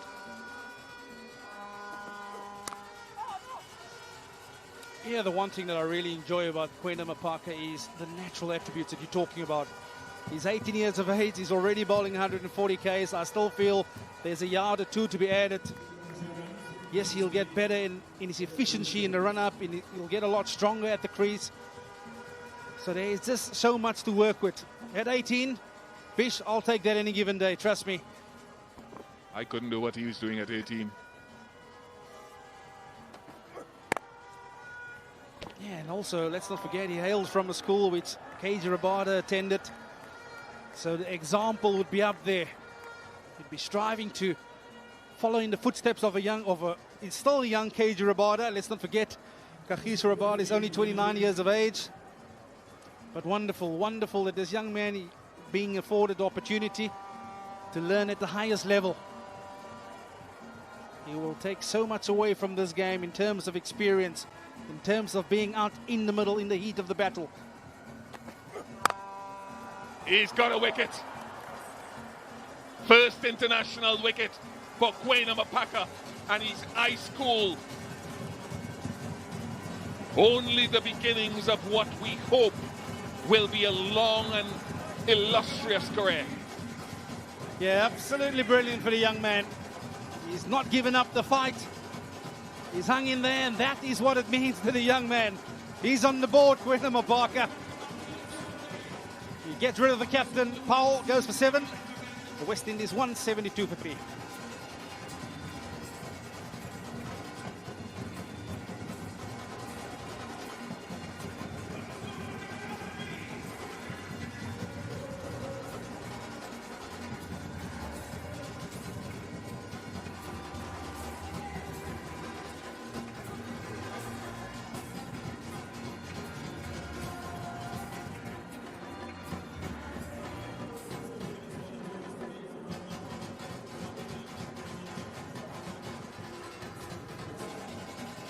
The finishing touches to be applied as Roston Chase joins Nicholas Pooran, the vice captain now of this team. His white ball game has grown. This is a good outing for Quaina Mapaka, given the carnage that has ensued. 1 for 21 off 3.4 so far. Yeah, absolutely, Beast. He took a bit of tapping in at first over, but to come back in the manner which he did, it's impressive. It says to me he's a young man with heart, and he's not just going to throw in the towel. Yeah, that's a big wicket for him. The first, and hopefully of many to come. And that's what it means to the young man. Remember when we were at the IPL, his mom and his brother were staying in the hotel with us. Every morning you'd see them at breakfast. And that should be the winning touch. Off the bat of Roston Chase, but Nicholas Pooran will take many or much of the plaudits. But don't forget how Matthew Ford and company set this up with the ball after a wonderful recovery by that guy Stubs. Beyond 14. And Krueger. But the West Indies achieved their highest successful run chase in the Caribbean for 7 years. Their second highest in the Caribbean overall. A win here by 7 wickets in Tarouba in South Trinidad at the Brian Lara Cricket Academy.